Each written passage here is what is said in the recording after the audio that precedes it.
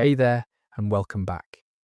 If the day is done at last, and you are settling now into the quiet, the lights low and the world outside gone still, then you have come to the right place to let it all go.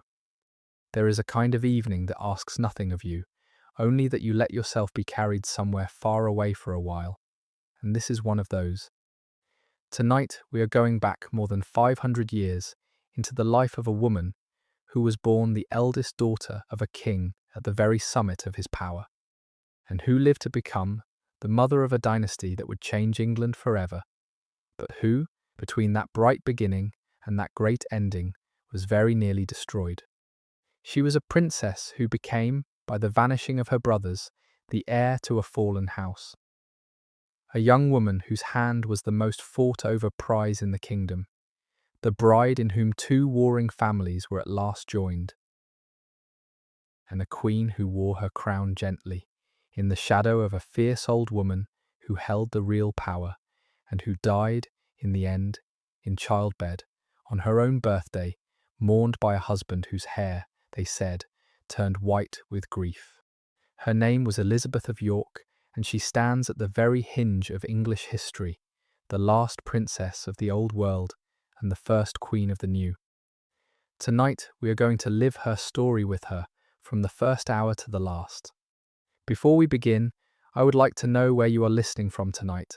What town, what country, what hour it has reached where you are.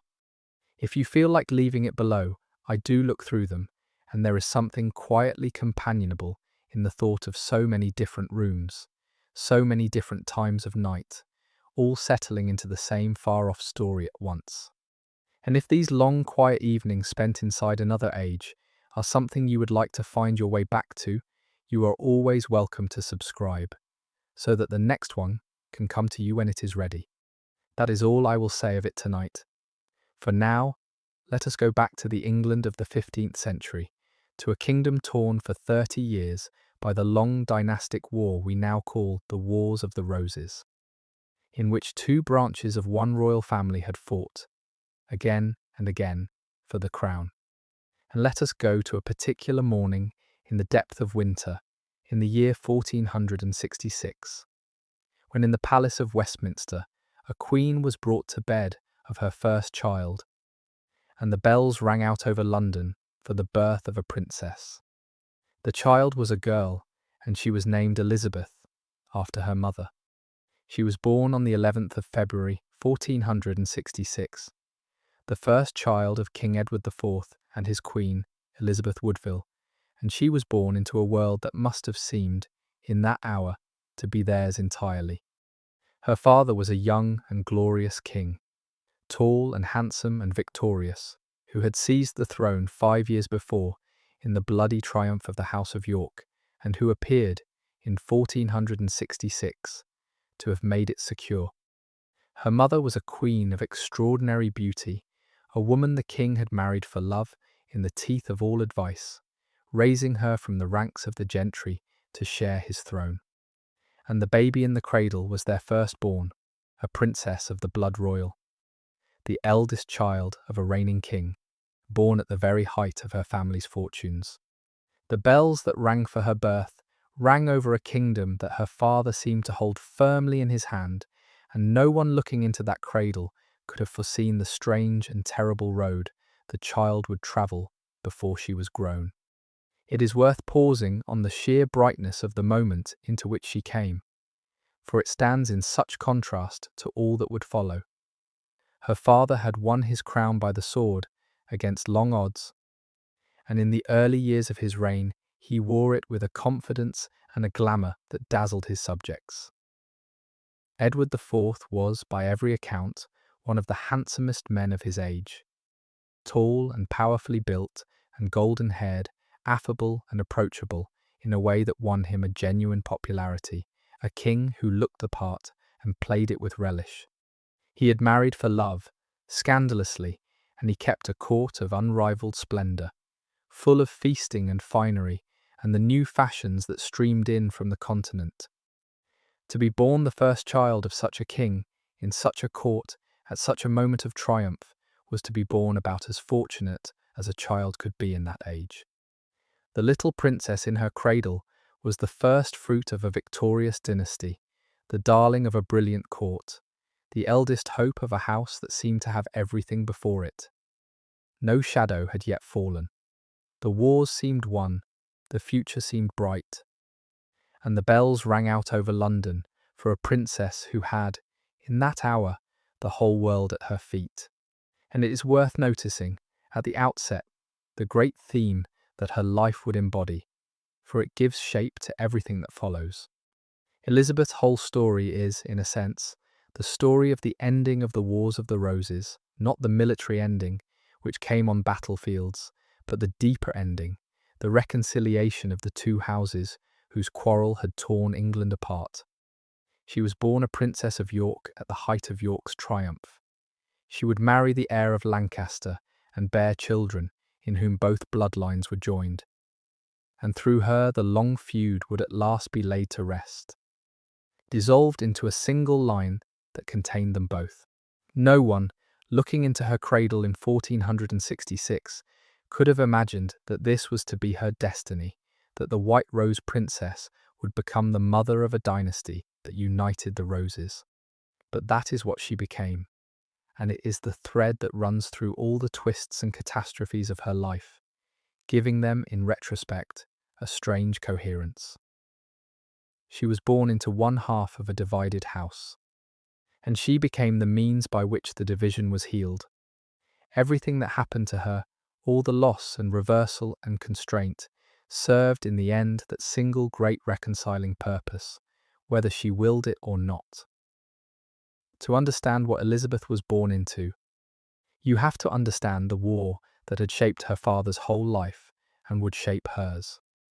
For 30 years, England had been torn by the struggle between two branches of the royal family, the House of Lancaster and the House of York, each descended from a long-dead king, each claiming the better right to the crown. The Lancastrian king, Henry VI, had been gentle and pious and tragically unfit to rule, falling at times into a complete collapse of his mind, and under his feeble hand, the kingdom had slid into faction and disorder, and at last into open war. The House of York, led by Elizabeth's father Edward, had pressed its rival claim, and in a series of savage battles had fought its way to the throne. By the time Elizabeth was born, her father had worn the crown for 5 years. The Lancastrian king was a prisoner, and York seemed triumphant. But the war was not truly over, it only slept. And the White Rose of York, into which Elizabeth was born, would in her own lifetime be plunged back into the bloodshed, and would be saved, in the end, only by being joined to the red rose of the enemy. A joining made in her own person, in her own marriage, by the strangest turning of all the strange turns her life would take. We should grasp, too, just how unusual a thing it was for a woman to end such a war, for it places Elizabeth's role in its proper light. The Wars of the Roses were a man's affair in their open form, fought by men, in armies, on battlefields, decided by the killing of kings and the destruction of armies. Women appear in the chronicles of those wars chiefly as sufferers, as the wives and mothers and daughters who lost their men and their fortunes, and sometimes their lives to the violence. They were rarely allowed to be agents in the great public drama, and when they were, like the fierce Margaret of Anjou, they were generally reviled for it. And yet it was a woman, in the end, or rather two women, working together, who found the way to end the wars that all the fighting men could not. The marriage that closed the long quarrel was conceived by mothers and embodied in a bride. The peace that the soldiers had failed to win was won, at last, through the body of a woman who joined the warring bloodlines in her children. There is a deep and quiet justice in that the conflict which had fallen so heavily on the women of the age should have been resolved in the end by a woman's marriage and a woman's motherhood, that Elizabeth, who could not fight, should accomplish what the fighters never managed, and bring the long bloodshed to its close. We might dwell, too, on the simple human fact that Elizabeth's whole significance, the reason we remember her at all, was thrust upon her by disaster rather than chosen or earned. Had her father lived, or had her brothers reigned, she would have been merely a princess married off abroad, a minor figure in someone else's story. It was catastrophe that made her important, the death of her father, the vanishing of her brothers, the destruction of her house, for only through that catastrophe did she become the heiress of York, whose marriage could end the wars. Her place in history was built, in other words, on the ruin of her family.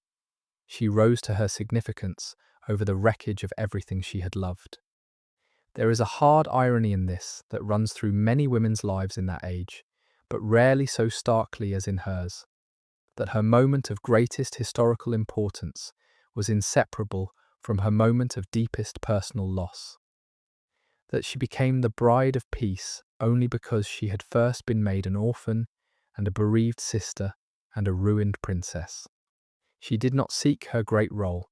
It was the bitter gift of her family's destruction. And she filled it, when it came, with a grace that turned the catastrophe, in the end, towards something good. But the catastrophe came first, and the good was wrung from it. And Elizabeth paid in grief for every ounce of her historical significance. The roses by which we now name that war were a tidier emblem than the bloody reality. At its root, the conflict was a quarrel within a single sprawling royal family, the descendants of a long-dead king, Edward III, whose many sons had founded rival branches that now contended for the crown. The House of Lancaster had held the throne for 3 generations. The House of York argued that their own descent gave them the better right, and that the crown had been wrongly taken from their line. For a long while, the rivalry simmered without open war, contained by custom and loyalty and the lingering authority of the monarchy. But under a king as weak as Henry VI, who could not govern and who fell at times into a complete eclipse of his reason, the restraints gave way, and the lords fell to fighting, and once blood had been shed over the crown, the quarrel took on a terrible momentum, each killing, breeding the next, each battle demanding its revenge.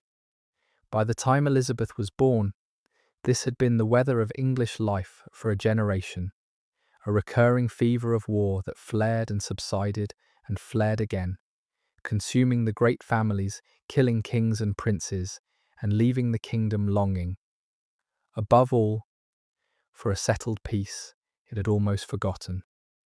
That longing for peace would, in time, become the central theme of Elizabeth's own life, for she would be the one in whom it was finally answered. We might note too that the name we give the conflict, the Wars of the Roses, is itself a later invention, a tidy and rather romantic label that the people who lived through it would not have recognized. To them, it was not a war of roses, but simply the violence of their times, a recurring breakdown of order in which lords raised armies and kings were made and unmade, and men died in fields with familiar names. The roses, red and white, were among the badges the rival houses used, but they were never the neat opposed symbols that later ages made of them, and no one at the time spoke of a war between them. The label came afterward, when the whole bloody muddle had resolved itself into a story with a tidy ending. The ending that Elizabeth's own marriage provided, the joining of the 2 roses into one. In a sense, then, the very name of the wars is a product of how they finished, of the Tudor need to present the long chaos as a tale that led inevitably to the peace and union that the Tudors embodied. We should keep a little skepticism, then, about the neatness of the story, while acknowledging the real thing beneath it, that England had suffered a generation of intermittent civil war, that people longed for it to end, and that Elizabeth's marriage genuinely did mark the end of it. The roses are a later gloss. The weariness and the longing for peace were real, and the rose itself, the emblem that gave the wars their name, and Elizabeth her symbolic role, repays a moment's thought, for it became, through her marriage, one of the most enduring images in English history. The white rose had been a badge of the House of York, the red rose associated, more loosely, with Lancaster. And when Elizabeth's marriage joined the 2 houses, The badges were combined into a single flower, the red and white Tudor rose. The white set within the red or the two quartered together. That combined rose became the emblem of the new dynasty and the visible sign of the peace it claimed to embody, a piece of symbolism so successful that it has lasted to this day. Stamped on coins and carved in stone and worked into the very fabric of English heraldry. It is a strange kind of immortality for Elizabeth, that the union she embodied should survive in a flower that everyone knows, long after the woman herself faded from common memory. The Tudor rose is, in a sense, her monument, the visible token of the joining she accomplished, blooming still in the iconography of a nation. Few people leave so simple and so lasting a mark. And it is fitting that the gentle queen who joined the roses should be remembered, however dimly, in the rose itself, the combined flower that was made to celebrate her marriage and that has outlasted, by 5 centuries, the memory of the bride who gave it meaning. And it is worth noticing how much of the tidiness of the story, as we now tell it, is owed precisely to Elizabeth's marriage, which gave the long chaos its neat resolution. A war is far easier to make sense of when it has a clear ending, and the joining of the two roses provided exactly that, a satisfying close in which the warring houses are reconciled and a new and better age begins. The Tudors, who had every reason to present their own coming as the providential end of the troubles, encouraged this tidy version in which the whole bloody confusion of the previous decades led, as if by design, to the union of Lancaster and York in Henry and Elizabeth and the peace of the Tudor age. There is truth in it. The wars did end, and her marriage did mark the ending. But we should be aware of how much the neatness is a thing constructed in hindsight, a story shaped to flatter the dynasty that emerged victorious. The reality, lived forward rather than remembered backward, was messier and more uncertain. A long, formless misery of recurring violence whose ending no one could have predicted and which happened to resolve in the event through the marriage of one particular woman. Elizabeth gave the story its tidy ending, but she lived it, as we all live our lives, forward and in the dark, with no knowledge that she was the resolution of anything, only the bewildering experience of one catastrophe after another. She was, in those first years, simply a beloved princess at the centre of a glittering court. Her father's court was famous for its splendour, its fashions, its feasts, and its display. For Edward IV loved magnificence and surrounded himself with it, and his queen presided over it all in her cold and dazzling beauty. Into this world of luxury and ceremony, Elizabeth was born and raised, the eldest of what would become a large family of royal children, schooled in everything a princess of the first rank required: reading and devotion, music and dancing, the languages and graces and accomplishments of a noble lady. She was, by every account, a pretty and good-natured child, and as the eldest daughter of the king, she was a person of enormous value in the cold game of royal marriage, her hand a prize to be offered, in time, to whatever foreign prince or grand alliance best served her father's policy. From her earliest years, plans were laid for her marriage, as they were for every royal child, and brilliant matches were proposed and pursued, though none, in the end, would come to anything. For the world into which Elizabeth had been born so brightly was about to crack apart beneath her, and the princess of the glittering court was about to learn, while she was still a child, how quickly fortune could turn, and how far the daughter of a king could fall. We can picture, a little, the world of that childhood, for the court of Edward IV was famous in its own day for its magnificence.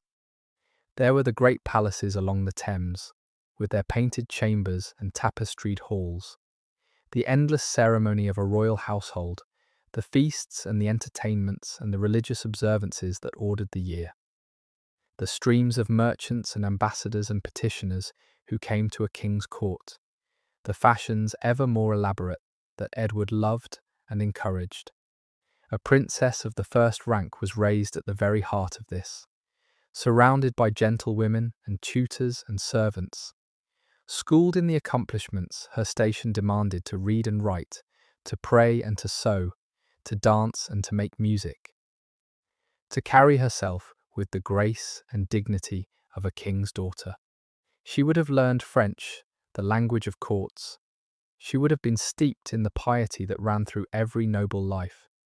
She would have been taught, above all, what it meant to be a princess, and what would one day be expected of her.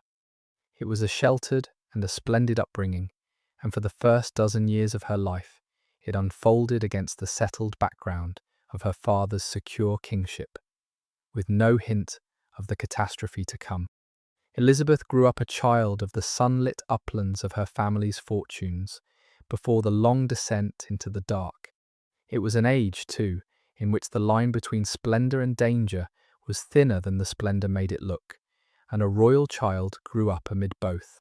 The same court that dazzled with its feasts and finery was riven beneath the surface by the rivalries and resentments that would one day erupt into catastrophe. The same kingdom that her father seemed to hold so firmly had been, only a few years before, a place of battle and slaughter, and would be again. Elizabeth's childhood unfolded in the bright upper reaches of that court, sheltered from the darker currents beneath. But the darkness was there, running under everything, in the hatred of the great families for the upstart Woodvilles, in the smouldering ambitions of her father's own brothers, in the unhealed wounds of the long wars. A more knowing eye than a child's might have seen, even in the golden years, the cracks that ran beneath the splendour, the faults along which the whole edifice would one day split. Elizabeth, a girl in the sunlit world of her father's court, did not see them. She knew only the brightness. But the darkness was waiting, patient beneath the gilding. And when her father died, it would come up through the cracks and swallow the bright realm she had been born into. The splendour of that childhood was real, but it was a splendour built over a fault line, and Elizabeth was a child dancing on ground that would, all too soon, give way. We might pause here on the broader truth that Elizabeth's life illustrates so vividly how precarious, in that age, even the highest fortune was, and how little security rank or wealth or royal blood could finally provide. We tend to imagine the great of past ages as cushioned by their privilege, safe in their castles and their consequence. But the higher ones stood, in the world of the Wars of the Roses, the further there was to fall, and the more violently the wheel of fortune could turn. Elizabeth was born about as high as a subject could be born, the eldest daughter of a reigning king at the summit of his power, and it gave her no security whatever against the catastrophe that came. If anything, her very nearness to the throne made her more exposed, more entangled in the deadly games of succession, more certain to be caught up in the violence when it came. The poor of that age suffered terribly, but they were at least not fought over. It was the great and the children of the great who were the pieces in the lethal game, married and bastardized and imprisoned and killed as the contest for the crown required. Elizabeth's story is, among other things, a lesson in the precariousness of high place, a reminder that in her world, to be born near the throne was to be born into danger, and that no height was safe when the wheel began to turn. The brightness of her birth was no protection. It was, in a sense, the very thing that placed her in the path of the storm. The children of that court, Elizabeth and her growing crowd of brothers and sisters, were the living ornaments of their father's success, and they were many. Edward and his queen were prolific, and over the years the royal nursery filled with princes and princesses, the two boys who would become the lost princes, and a long line of daughters, of whom Elizabeth was the eldest. To be the senior child among so many was to occupy a particular place, the eldest sister, the one who went first, the one on whom the highest hopes and the grandest marriage plans were fixed. Elizabeth grew up surrounded by siblings, in the warmth and bustle of a large royal family, and the bonds formed there seemed to have lasted. She remained, through all the later catastrophes, attached to her sisters, several of whom she would help to good marriages once she was queen. It is worth remembering this ordinary human texture beneath the grand dynastic story, that Elizabeth was not only a piece on the board, but a girl with brothers and sisters, a member of a real family, with all the affections and loyalties that implies. The destruction of that family in the catastrophe of 1483 was not only a political event, but a personal devastation. The shattering of the warm, crowded world of her childhood, and the loss, one way or another, of the brothers she had grown up beside.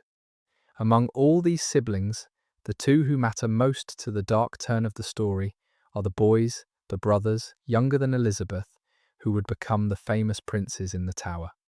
The elder of them, Edward, was the heir, raised with the care befitting a future king. The younger Richard was the spare, the second son. Elizabeth, as the eldest child and a girl, would have known them from their infancy, the little brothers who stood between her and any thought of the throne in her own right. In the ordinary course of things, the elder boy would have become king on their father's death, and Elizabeth would have been merely his eldest sister, married off to some foreign prince, a footnote in his reign. It was only the destruction of these boys, their bastardizing, their vanishing, that thrust Elizabeth into the centre of events, made her the senior heir of York, and so made her marriage the key to the kingdom. There is a terrible irony in it, that Elizabeth's whole later significance, her queenship and her place in history, rested upon the catastrophe that befell her little brothers. Had they lived and reigned, she would have been no one in particular. It was their disappearance that made her the heiress of York and the bride of the new age, a destiny purchased, though she never sought it, at the price of her brother's fate. It is worth being honest here as throughout, about the limits of what can be known, for the fate of the princes is the central unsolved question around which Elizabeth's whole life turns, and it cannot be solved. We do not know what happened to the two boys. We do not know whether they were killed, and if so, by whom or on whose order. We do not know when or how or where they were buried, if they were buried at all in any marked way. The most widely believed account lays their deaths at their Uncle Richard's door, and it may well be true, but it has never been proven, and other explanations have been argued. And the honest position is that the matter is uncertain and is likely to remain so. What is certain is only the bare fact of their disappearance, that they were lodged in the Tower in the summer of 1483, that they were seen less and less, and that they were at last not seen again. Around that hard kernel of fact, 5 centuries of theory and accusation and counter-accusation have grown, and we will not add to them here, nor pretend to a certainty that the evidence does not allow. For Elizabeth, what mattered was simpler and crueler than any theory that her little brothers vanished, and that she never knew, to the end of her life, what had become of them. There is a strange and haunting detail that historians have noted, which belongs here for the quiet chill it carries. When Elizabeth died, her body lay in state and was prepared for burial in the chapel of the Tower of London, the very fortress where her 2 brothers had last been seen, and where, if the most common account is true, they had died and been buried somewhere within the walls. So the sister came, at the end, to lie for a time in the same grim place that had swallowed her brothers, all unknowing perhaps of how near their hidden remains might be. Centuries later, bones believed by some to be those of the 2 boys would be discovered beneath a stair within the tower, though their identity has never been certainly established. We need not press the coincidence into more than it is, but there is something that catches at the heart in the thought of Elizabeth, who had spent her life under the shadow of her brother's unknown fate. Lying in death within the very walls that held their secret, the sister and the brothers brought together again. At the last, in the place of their family's deepest sorrow, separated still by the silence that never lifted. It is the kind of detail that history throws up, meaning nothing and yet seeming to mean everything, a final dark rhyme in a life full of them. The marriage of Elizabeth's parents, which had so shocked the kingdom, is worth pausing on, because it explains much about the world she grew up in and the enemies her family had made. Her father, Edward IV, had been expected to marry a foreign princess, a match that would seal an alliance and serve the policy of the realm. Instead, in secret, he had married for desire-taking as his wife Elizabeth Woodville, a beautiful widow of modest birth, the daughter of a mere knight, whose first husband had died fighting for the Lancastrian side.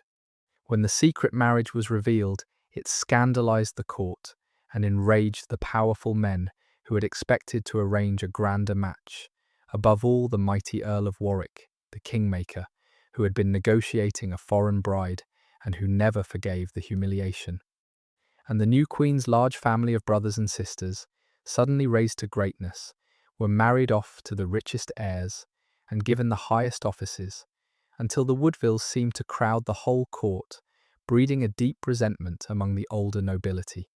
Elizabeth, then, was born not only a princess, but the eldest child of a controversial marriage, the daughter of a queen whom much of the nobility despised as an upstart, into a court already seething with the rivalries that would, in time, tear her family apart. There is a romance to the story of her parents' marriage that the chroniclers could not resist, and that is worth telling, for it was the talk of the age. The tale went that the young king, riding through the countryside, was waylaid by a beautiful widow who knelt by the roadside to beg for the restoration of her dead husband's lands, that he was struck at once by her beauty, and that when she refused to become his mistress, he resolved, astonishingly, to make her his wife. Whether it happened quite so prettily we cannot know, but the essential facts are remarkable enough that a king of England, who might have married any princess in Europe, chose instead to wed in secret an Englishwoman of no great rank, a widow with 2 sons, for no better reason than that he desired her and could have her no other way. It was a love match, almost unheard of in a king, and it scandalized his advisers and enraged the leading men who had expected to broker a grand foreign alliance. But it also tells us something tender about the family Elizabeth was born into, that her parents' union, whatever troubles it brought the kingdom, was rooted in the king's own choice and desire, and that Elizabeth was the firstborn child of a genuine. The same king who married for love would, years later, be remembered by his daughter as the father of that bright lost world, before everything fell apart. The trouble that marriage caused beneath its romance would echo all the way down into Elizabeth's own catastrophe, and it is worth tracing the thread. Because Edward had married in secret and for love, rather than by the open negotiation that royal marriages required, there would later be room for doubt and challenge about its validity, room that Richard of Gloucester would exploit, years afterward, when he claimed that Edward had been secretly contracted to another woman before he wed Elizabeth Woodville, and that the marriage was therefore void and its children illegitimate. The very irregularity that made the marriage a romance made it, in the end, vulnerable to attack. And so the love match that produced Elizabeth also produced, in time, the legal pretext by which she and her siblings would be bastardized and her brothers set aside from the throne. There is a hard irony in it that the passion and impulsiveness of her father, which had seemed at the time merely a scandal and a love story, planted the seed that would one day be used to destroy his children's inheritance. Elizabeth's whole tragedy traces back, in part, to the manner of her parents' marriage, to a king who followed his heart instead of his policy, and so left a flaw in his family's title that a ruthless brother would one day prise open. The resentment of the old nobility against the Queen's upstart family is worth understanding too, for it was one of the deep fault lines that the catastrophe of 1483 would split wide open. When Edward married Elizabeth Woodville, he raised at a stroke a whole large family of relatively minor gentry into the front rank of the kingdom. The new queen had many brothers and sisters, and they were married off, with the king's encouragement, to the richest heirs and the noblest houses. Her male relatives were given offices and titles and lands. To the old families who had stood near the throne for generations, this sudden flooding of the court with Woodvilles was an outrage, a swarm of jumped-up newcomers crowding out their betters and monopolizing the king's favour. The bitterness ran deep, and it never healed. When Edward died and his young son's Woodville relatives sought to control the boy king and the regency, that old bitterness gave Richard of Gloucester both his allies and his pretext. For many of the great men were glad to see the hated Woodvilles brought down.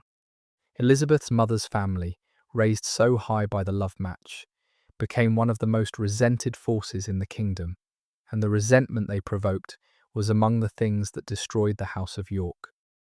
The marriage that made Elizabeth a princess also made enemies who would, in time, help to ruin her.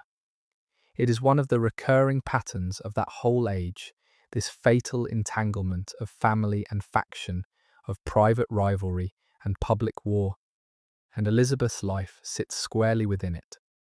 The wars were fought, in the end by and within, a single extended family, cousins and uncles and brothers, all descended from the same long-dead king, all bound by blood and all divided by ambition. The marriages that were meant to bind the great houses together as often bred new rivalries. The kinship that should have made for loyalty made instead for the bitterest of quarrels. Since it was kin who stood nearest the throne, and so kin who were the likeliest rivals for it. Elizabeth was born into the densest part of this tangle, the very heart of the royal family, where the ties of blood were thickest and the dangers of those ties most acute. Her uncle destroyed her brothers. Her marriage joined her to the family that had been her father's enemies. Her life was lived inside the lethal web of royal kinship, where every relative was a potential ally or a potential threat, and often both at once. It is part of what makes her story so claustrophobic, this sense of a family devouring itself, of violence done not by strangers, but by uncles and cousins. And it is part of what made her marriage such a deliverance. For in joining the warring kin into a single line, it began, at last, to untangle the deadly web, replacing the rivalry of cousins with the unity of one descended house. And it is worth saying, as we near the close, that for all the sorrow in her story, there is something deeply consoling in its shape, taken whole. Elizabeth's life began in brightness and was plunged into darkness, and might have ended there, another broken princess swallowed by the wars. Instead, out of that darkness, something good and lasting was made. The wars that destroyed her childhood were ended by her marriage. The family that was torn apart was succeeded by one she founded. The broken world of her birth gave way to the new world she helped to bring forth, and in which her own children and grandchildren would reign. Not every life that begins in catastrophe finds its way to such a redemption. Many of the women of her age were simply broken and left so. Elizabeth was broken, and then, against the odds, became the means of mending the bride of peace, the mother of a dynasty. The gentle hinge on which her country turned from its bloody past toward its famous future. There is a kind of grace in that arc, the descent into darkness and the slow rising out of it into something better, that lends her sorrowful story a final note, not of despair, but of quiet hope. She suffered greatly, and out of her suffering came healing, for her country, if not always for herself.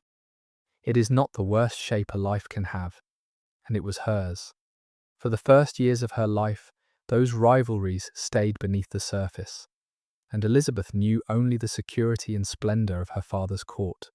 But the resentment of the kingmaker festered, and when Elizabeth was 3 years old, it broke into the open.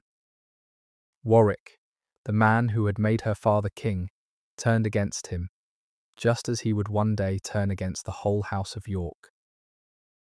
He rose in rebellion, allied himself first with the king's own treacherous brother, and then, astonishingly, with the Lancastrian enemies he had spent his life fighting. For a time the wars came roaring back. Elizabeth's father was driven from his kingdom altogether, forced to flee overseas into exile, while the old Lancastrian king was pulled from the tower and set briefly back upon the throne, and Elizabeth, a small girl of 4, experienced for the first time the terror that would recur throughout her life. For when her father fled and his enemies took the city, her mother, heavily pregnant, gathered her little daughters and fled into sanctuary at Westminster Abbey, taking refuge in the one place the Church's law protected, to wait out the storm. It was in that first sanctuary, in the winter of 1470, that Elizabeth's mother gave birth to the son she had long hoped for, a boy named Edward after his exiled father, the first male heir to the House of York. The child who would one day be known to history as one of the princes in the Tower was born not in a palace, but in the cramped refuge of sanctuary, while his father was a fugitive overseas and his family's cause seemed lost. It is a detail worth holding on to, for it shows how early and how deeply the children of York were marked by the violence of their age, born and raised amid flight and fear and the constant turning of fortune's wheel. Elizabeth, not yet 5, would have known something of that fear, huddled with her mother and sisters in the Abbey precincts, waiting for news, not knowing whether her father would return or whether the family was ruined forever. But return he did. In the spring of 1471, Edward came back across the sea, gathered his forces, and in 2 crushing battles destroyed his enemies utterly. There is a strange foreshadowing in that first flight to sanctuary when we set it beside what came later, and it is worth pausing on. The pattern of Elizabeth's life was, in a sense, established in that early childhood crisis. The secure world suddenly overturned, the frightened flight to the refuge of the Abbey, the anxious waiting in the dark for the wheel of fortune to turn. As a child of 4, she lived it once, and it ended well, with her father's triumphant return. As a young woman of 17, she would live it again, far more terribly, and it would end in the destruction of her whole world. The Abbey at Westminster, which a small girl came to know as the place one fled to when danger came, would become, in time, the stage for the worst catastrophe of her life. It is as though her childhood rehearsed, in a milder key, the tragedy that her youth would play out in earnest. The same flight, the same refuge, the same waiting, but the second time without the rescuing father and the happy ending.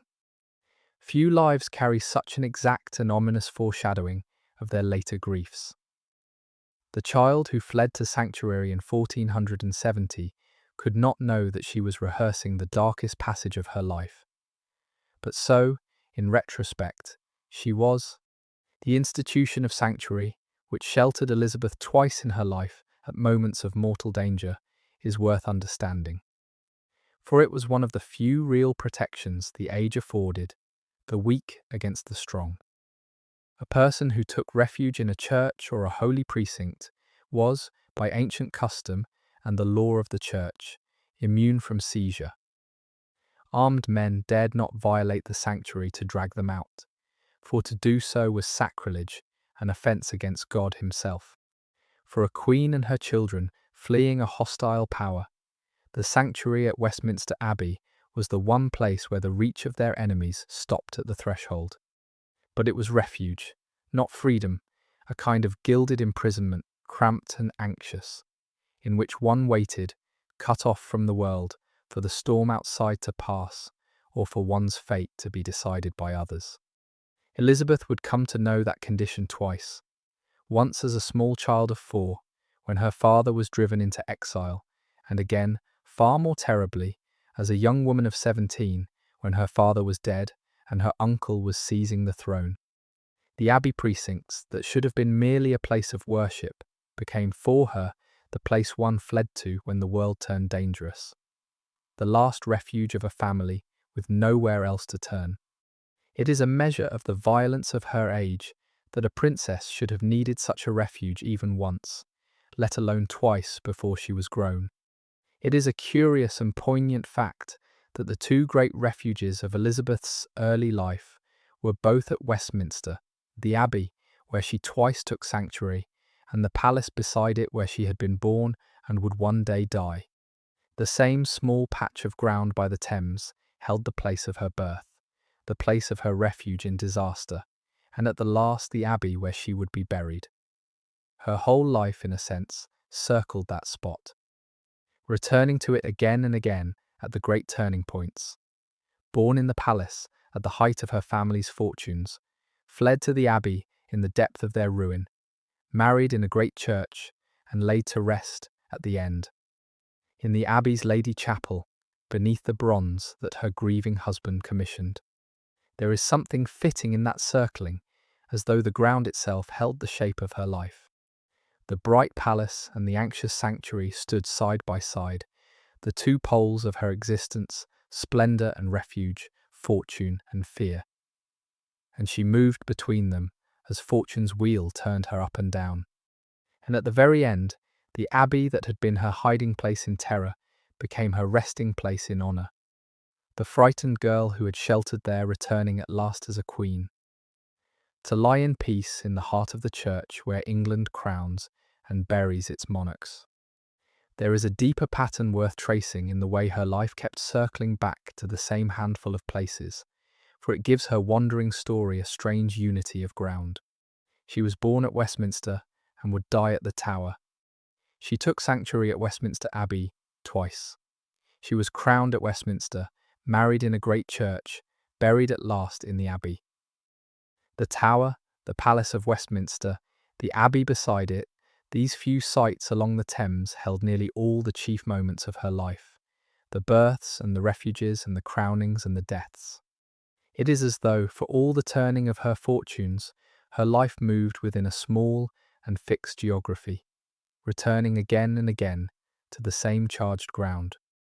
And there is a particular and sombre symmetry in the two places that bracketed her existence. Born in the palace at Westminster, she died in the Tower of London, the same fortress that had swallowed her brothers.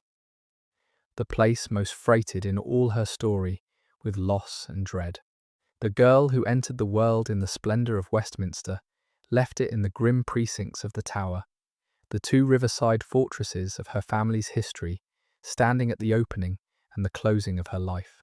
Her story ranged across kingdoms in its implications, but its actual stage was small, a few miles of riverbank that held her cradle and her grave and almost everything between. Those two battles, Barnet and Tewkesbury, broke the House of Lancaster forever and restored Elizabeth's father to his throne, and they did so with a thoroughness that seemed, at the time, to settle the question of the crown for good. At Barnet, the mighty kingmaker himself was killed. At Tewkesbury, the last Lancastrian heir, the only son of the old king and his fierce queen, was cut down, and within days the old king himself died in the Tower, almost certainly murdered now that there was no longer any reason to keep him alive. The male line of Lancaster was extinguished entirely. Edward IV returned to his capital in triumph, his enemies dead, his throne secure, his family restored, and Elizabeth, a girl of 5, came out of sanctuary into a world that her father had won back by the sword. For the next 12 years, the House of York would rule in apparent strength and safety, and Elizabeth would grow from a child into a young woman in the renewed splendour of her father's court, the cherished eldest daughter of a king who seemed, at last, to have made his crown unshakable. Those were the golden years of her childhood, and they would prove to be the only truly secure years she would ever know. Consider how total the Yorkist victory of that spring appeared, for it makes the later collapse of the house all the more startling. In the space of a few weeks, every enemy of the House of York was destroyed. The great Earl of Warwick, who had turned against Edward and allied with Lancaster, was killed at Barnet. The only son and heir of the Lancastrian king was cut down at Tewkesbury, ending the male line of that house in its next generation. The old Lancastrian king himself died in the Tower within days of the battle, removing the last figurehead around whom resistance might gather. The fierce queen who had led the Lancastrian cause was captured and broken. After 30 years of struggle, the House of York stood without a serious rival, its enemies dead or scattered, its king triumphant. It must have seemed in that hour that the wars were over for good, and that the throne was secure in Edward's line for generations to come. And so it might have been, had Edward lived longer, or had his heir been a grown man. The whole tragedy that engulfed Elizabeth flowed not from any external enemy, for the external enemies had all been destroyed, but from within, from the rivalries of her own family, once her father was suddenly gone. The house that no enemy could break would be broken by itself. There is a grim instruction in that pattern, a house destroyed not by its enemies, but by itself. And Elizabeth's life is the great illustration of it. The external foes of the House of York had all been beaten. Lancaster was extinguished, its king and heir dead, its cause apparently finished forever. What brought York down, and Elizabeth's world with it, was the turning of the family upon itself. Once the strong hand of her father was gone, the uncle against the nephews, the grasping after a crown within the house's own walls. It is a recurring truth of dynastic history that the greatest danger to a ruling house is so often not the enemy without, but the ambition within, the brother or the uncle who reaches for the throne when the moment of weakness comes. Elizabeth's family had survived everything its enemies could throw at it, only to be torn apart from inside at the first opening. And the irony runs deeper still, for the marriage that finally ended the wars worked precisely by removing the cause of that internal strife, by joining the rival claims in a single line, so that there was no longer a rival house for ambitious men to champion, no longer two roses for the kingdom to bleed over. Elizabeth's marriage healed the very kind of wound that had destroyed her own family, the wound of a divided inheritance, a contested crown, a house at war with itself. In joining the roses, she made an end of the division that had been the root of all the bloodshed, her own included. For a few years after that bloody restoration, it truly seemed that the long wars were over and done, and that Elizabeth would grow up in a settled and peaceful kingdom. Her father had killed or scattered all his enemies. The rival house was extinguished in its male line. The overmighty subject, Warwick, who had caused so much trouble, was dead.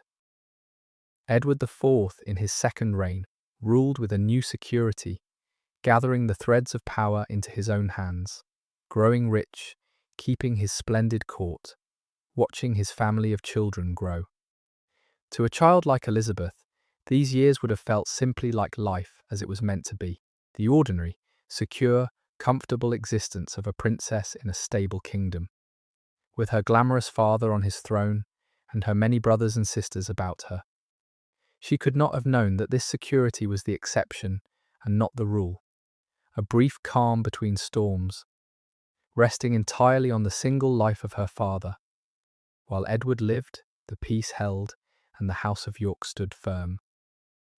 The whole bright edifice of her world depended, though she did not know it, on the continued life of one man, and when that man died, suddenly and far too soon, the whole edifice would come crashing down upon her in the space of a single dreadful summer. These were the years, too, in which Elizabeth would have received the education that shaped her, and it is worth a word, for it tells us something of the woman she became. A princess of her rank was schooled with care, in reading and writing, in the French that was the language of courts, in the music and dancing and needlework that were the accomplishments of a great lady, and above all, in the religion that ran through every part of noble life. Elizabeth grew into a woman of real and conventional piety, devout in the manner of her age, given to the prayers and observances and charities that marked a good and great lady. She was taught, too, the lessons of how to be a queen, the bearing, the graciousness, the management of a ruling household, though no one then imagined the strange road by which she would come to need them. The gentleness and dignity and goodness that everyone remarked in the grown woman were cultivated in these years, in the careful raising of a king's eldest daughter, and the piety in particular would be her support through everything that came after. The faith bred into her in the secure years of her childhood would be what she leaned on through the catastrophe of her youth and the losses of her later life. She was given, in those golden years, the inner resources that would carry her through the dark ones. In those secure years, the chief business of Elizabeth's life, as for any princess, was the question of whom she would marry, and her father pursued it with all the ambition of a king who meant his daughter to make a magnificent match. The grandest of the proposals would have made her Queen of France. For years, Edward negotiated to marry his eldest daughter to the Dauphin, the heir to the French throne, and the match was so far advanced that Elizabeth was, for a time, addressed at the English court as Madame la Dauphine, and raised in the expectation that she would one day be Queen of France. It was a dazzling prospect, the kind of marriage that crowned a dynasty's fortunes, and Elizabeth grew toward womanhood, believing it her destiny. But the French king was a slippery and faithless negotiator, and in the end he abandoned the English match entirely, betrothing his heir elsewhere and leaving Elizabeth, the would-be Queen of France, suddenly without a future. It was her first lesson in how little the wishes and dignity of a princess counted against the cold calculations of kings, and it would not be her last. The grand marriage dissolved into nothing, and Elizabeth, approaching the age when she should have been wed, found herself still unmarried, her prospects suddenly uncertain. The marriages proposed for her in childhood, and the way they came to nothing, are worth dwelling on. For they were her first hard lessons in the unreliability of the future and the smallness of a princess's say in her own fate. There had been, in her very early years, a betrothal to a nephew of the great Earl of Warwick, broken when Warwick turned traitor and rebelled. There had been other schemes, other names floated and dropped as the diplomatic winds shifted, and there had been, grandest of all, the long-pursued match with the heir to the throne of France, which would have made her a queen of the first rank, and which dissolved, in the end, into nothing when the faithless French king found a better bargain elsewhere. Each of these plans had been made over her head, in the cold calculus of royal diplomacy, and each had collapsed without reference to her wishes or her dignity, leaving her, as she approached the age of marriage, still unwed, and her future still unsettled. It was an education of a kind, a schooling in the fact that a princess's marriage was an instrument of policy, made and unmade by others, and that her own desires counted for nothing in the reckoning. She would carry that lesson into the great marriage that eventually came to her, the one that was made, like all the others, by others, in the dark of a sanctuary, while she waited to learn what had been decided about her life. There is a strange mercy hidden in the failure of that grandest of her childhood matches, which only hindsight reveals. Had the French marriage gone forward as planned, Elizabeth would have been carried off across the sea years before her father died, settled into a foreign court, lost to the story of England entirely. She would have played no part in the decisive events that were to come. She would not have been in the kingdom, unwed and available, when the catastrophe struck and the throne came into play. The very collapse that must have felt, at the time, like the ruin of her brightest prospect, was in fact the thing that kept her in England for her true destiny. Because the dazzling foreign match fell through. She was still at home, still unmarried, when her world fell apart, and so was there to become the heiress whose hand could end the wars. It is one of those turnings by which fortune, in taking away one future, clears the ground for another and a stranger one. The crown of France was snatched from her as a girl, but had it not been, she would never have worn the crown of England, nor become the mother of its kings, and the loss that grieved her in her youth was the hidden door through which her real and far greater destiny came. Still, none of this seemed to matter greatly so long as her father lived, and the House of York stood firm, for a princess of her rank would always find a husband, and the security of her world rested on the solid foundation of her father's kingship. Edward IV was still a relatively young man, vigorous and in command, with 2 healthy sons to follow him and a brood of daughters to be married off to advantage. The succession seemed assured. The wars seemed a closed chapter. The future of the House of York seemed bright and settled. Elizabeth, now a young woman of striking fairness, with the height and the golden colouring of her father, lived the pleasant life of a great princess at a magnificent court, surrounded by her many siblings, awaiting whatever grand marriage would eventually be arranged for her. There was no reason, in the early months of 1483, to imagine that any of this could change. And then, with a suddenness that shattered everything, it did.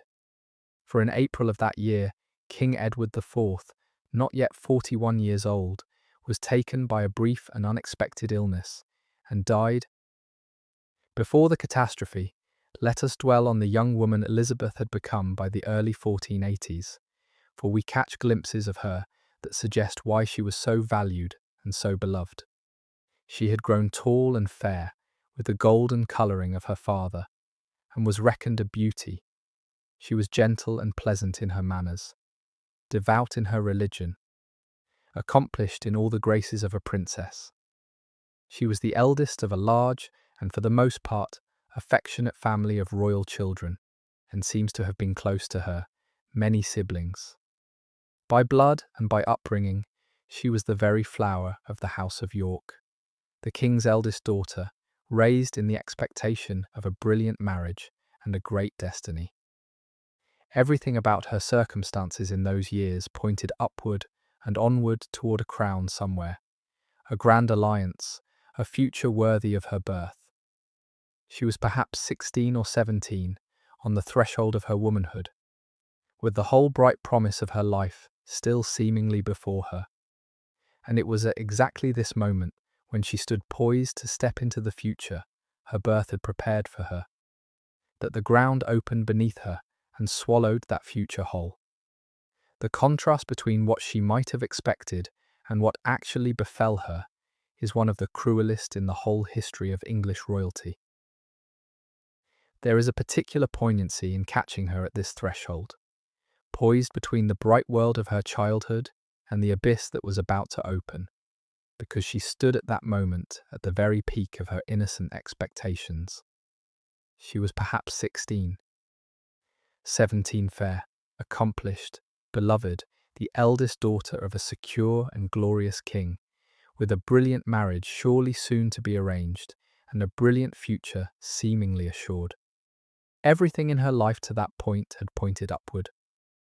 She had known loss and fear only as the brief shadows of her early childhood, long since dispelled by her father's triumphant return. The world had taught her, so far, that catastrophe passed and the sun came out again. She had no reason, in the early months of 1483, to imagine that anything could truly threaten the secure splendour of her existence. And it is exactly this innocence, this unsuspecting confidence on the threshold of disaster, that makes the moment so affecting in hindsight. We know, as she did not, what was coming. We see her there, the fair princess at the height of her untroubled expectations, all unaware that within weeks her father would be dead and her whole world would begin to fall.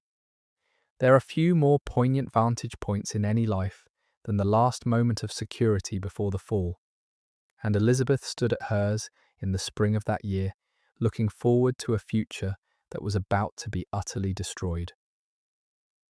We have, from a slightly later time, a sense of her appearance that lets us picture her a little. She was tall, like her father, and fair, with the long golden hair that was much admired. She was reckoned a beauty, and the portraits and descriptions that survive show a woman of pleasant, regular features and a calm, mild expression. There is a serenity in the images of her that seems to match what we know of her character. Nothing fierce or commanding, but something soft and composed and mild. It is the face, one feels, of exactly the woman the records describe.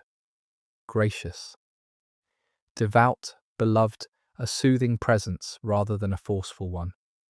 We should be careful, of course, not to read too much into portraits, which followed conventions and flattered their subjects.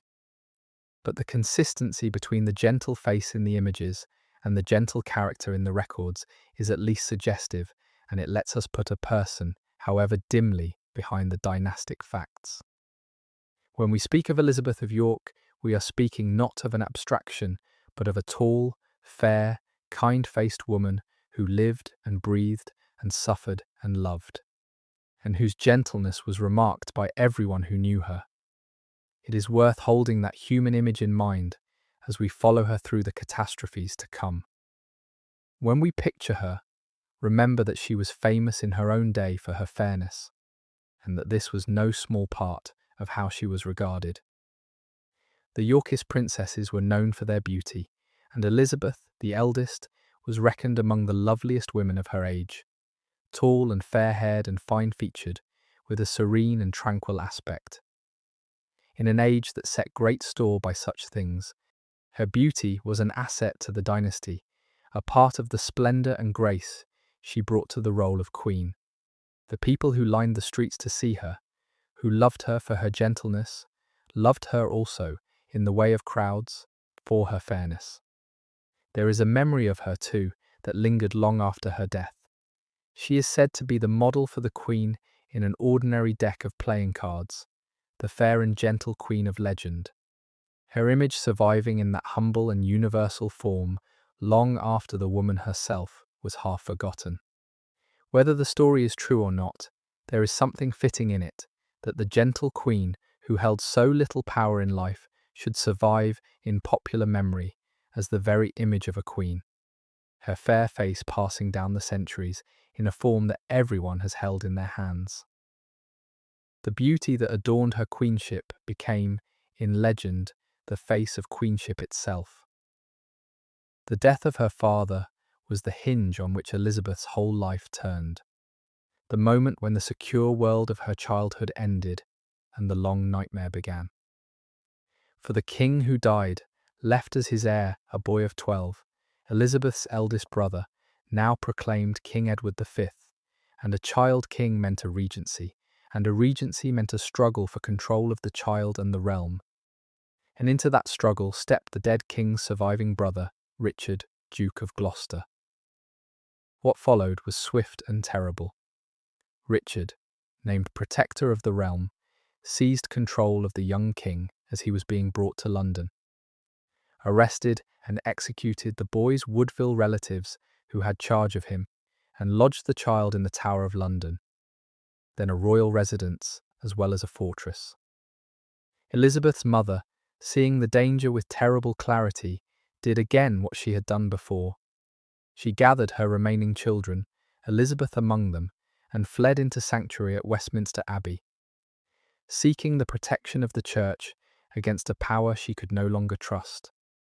And there, in the Abbey, Elizabeth and her mother and sisters waited, in growing dread, as the world they had known came apart around them. The suddenness of it was the thing that made it so devastating, for nothing had prepared anyone for it. Edward IV was not yet 41, a big and vigorous man who had seemed the very picture of established kingship. His death, after a short illness, caught the whole realm unprepared. There had been no time to settle the dangerous business of a minority, no time to bind the great men to the boy who would succeed, no time to diffuse the rivalries that had been kept in check only by the dead king's own formidable presence. One day, there was a strong adult king on the throne, and the succession seemed secure. Within days there was a boy of 12, and a kingdom suddenly poised over the abyss of a disputed regency. For Elizabeth, the loss was first of all simply the loss of her father, the glamorous king who had been the fixed point of her whole existence. But it was also, though she cannot at once have grasped the full horror of it, the removal of the one man whose life had held her entire world in place. With him gone, every restraint was off, every ambition unleashed.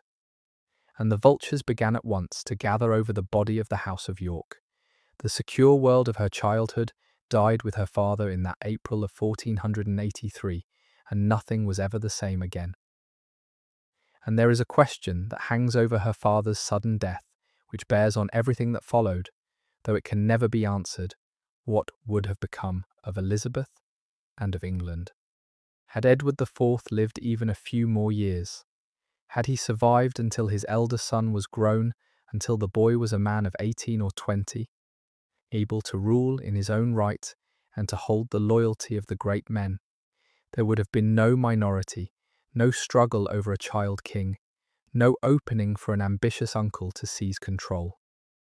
The boy would very likely have succeeded peacefully as Edward V. Elizabeth would have been his eldest sister, married off to advantage, a figure of no great consequence. The House of York would have continued. The wars a closed chapter. The Tudors a forgotten footnote of exile. The whole catastrophe turned on the single accident of a king, dying a few years too soon, leaving a boy where a man was needed. It is a sobering thought.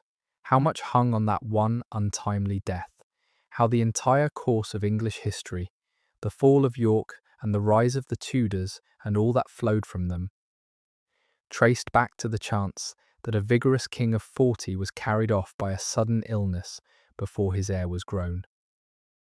Elizabeth's whole strange destiny was the child of that accident. Had her father lived a little longer, she would have lived and died an unremarkable princess, and the world would never have heard of her. The events of that summer of 1483 moved with a speed and a ruthlessness that must have left Elizabeth reeling. Her younger brother Richard, the second of the two princes, was coaxed out of sanctuary. Surrendered by her mother under pressure and promises of safety to join his brother in the Tower, supposedly to attend the coronation. But the coronation that came was not the young king's. In a matter of weeks, Richard of Gloucester had the marriage of Elizabeth's parents declared invalid on the grounds of a supposed prior contract of her father's and her parents' children, Elizabeth, her brothers. Her sisters, all of them declared illegitimate, bastards, with no claim to anything. The two boys in the Tower, no longer princes, but the disinherited children of a marriage now ruled void, were set aside, and their uncle took the crown himself as King Richard III. And the two boys, seen less and less through that summer, were at last not seen at all. What became of the princes in the Tower is the central unsolved mystery of English history, and we will not pretend to settle here what 5 centuries have not. What is certain is that they vanished and were never reliably seen again, and that their disappearance left Elizabeth, the eldest of the children, as the senior representative of the House of York. It is hard, across 5 centuries, to recover the sheer disorientation of how fast it all happened, but it is worth the effort. For the speed was part of the cruelty. In April, her father was alive and king, and her world secure. By late June, her uncle had taken the throne. In the space of perhaps 10 weeks, a young woman who had been a princess of a secure ruling house, with a brother about to be crowned king, became a bastardized nobody. Her brothers vanished, her family ruined, herself a refugee in sanctuary. There was no time to absorb each blow before the next fell. The catastrophe came, not as a single stroke, but as a rapid succession of them, each compounding the last, faster than grief could keep pace with. We are accustomed to think of historical events unfolding at a stately pace. But this was a landslide, a sudden collapse of everything in a matter of weeks. For Elizabeth, then 17, it must have been like watching her whole world dissolve in fast motion, too quickly to be understood, let alone resisted. One season, she was the eldest daughter of a triumphant king. A few months later, she was a bastard hiding in an abbey. Her brothers gone, her uncle on her father's throne. The velocity of the ruin was itself a kind of violence, leaving no firm ground to stand on. no pause in which to gather oneself before the ground gave way again. We should not pass over what this meant for Elizabeth's mother, either, for the two women endured the catastrophe together, and the mother's ordeal illuminates the daughter's. Elizabeth Woodville had been Queen of England, raised from modest birth to the summit of the kingdom, the wife of a glorious king. Within months of his death, she had lost everything. Her husband dead, her sons seized and then vanished, her family's men executed, her marriage declared void, her children bastardized, herself reduced from queen to fugitive, huddling in sanctuary with her daughters as she had once huddled there years before. The mother and the daughter shared that second sanctuary, shared the slow arrival of each fresh disaster, shared the helpless waiting in the dark.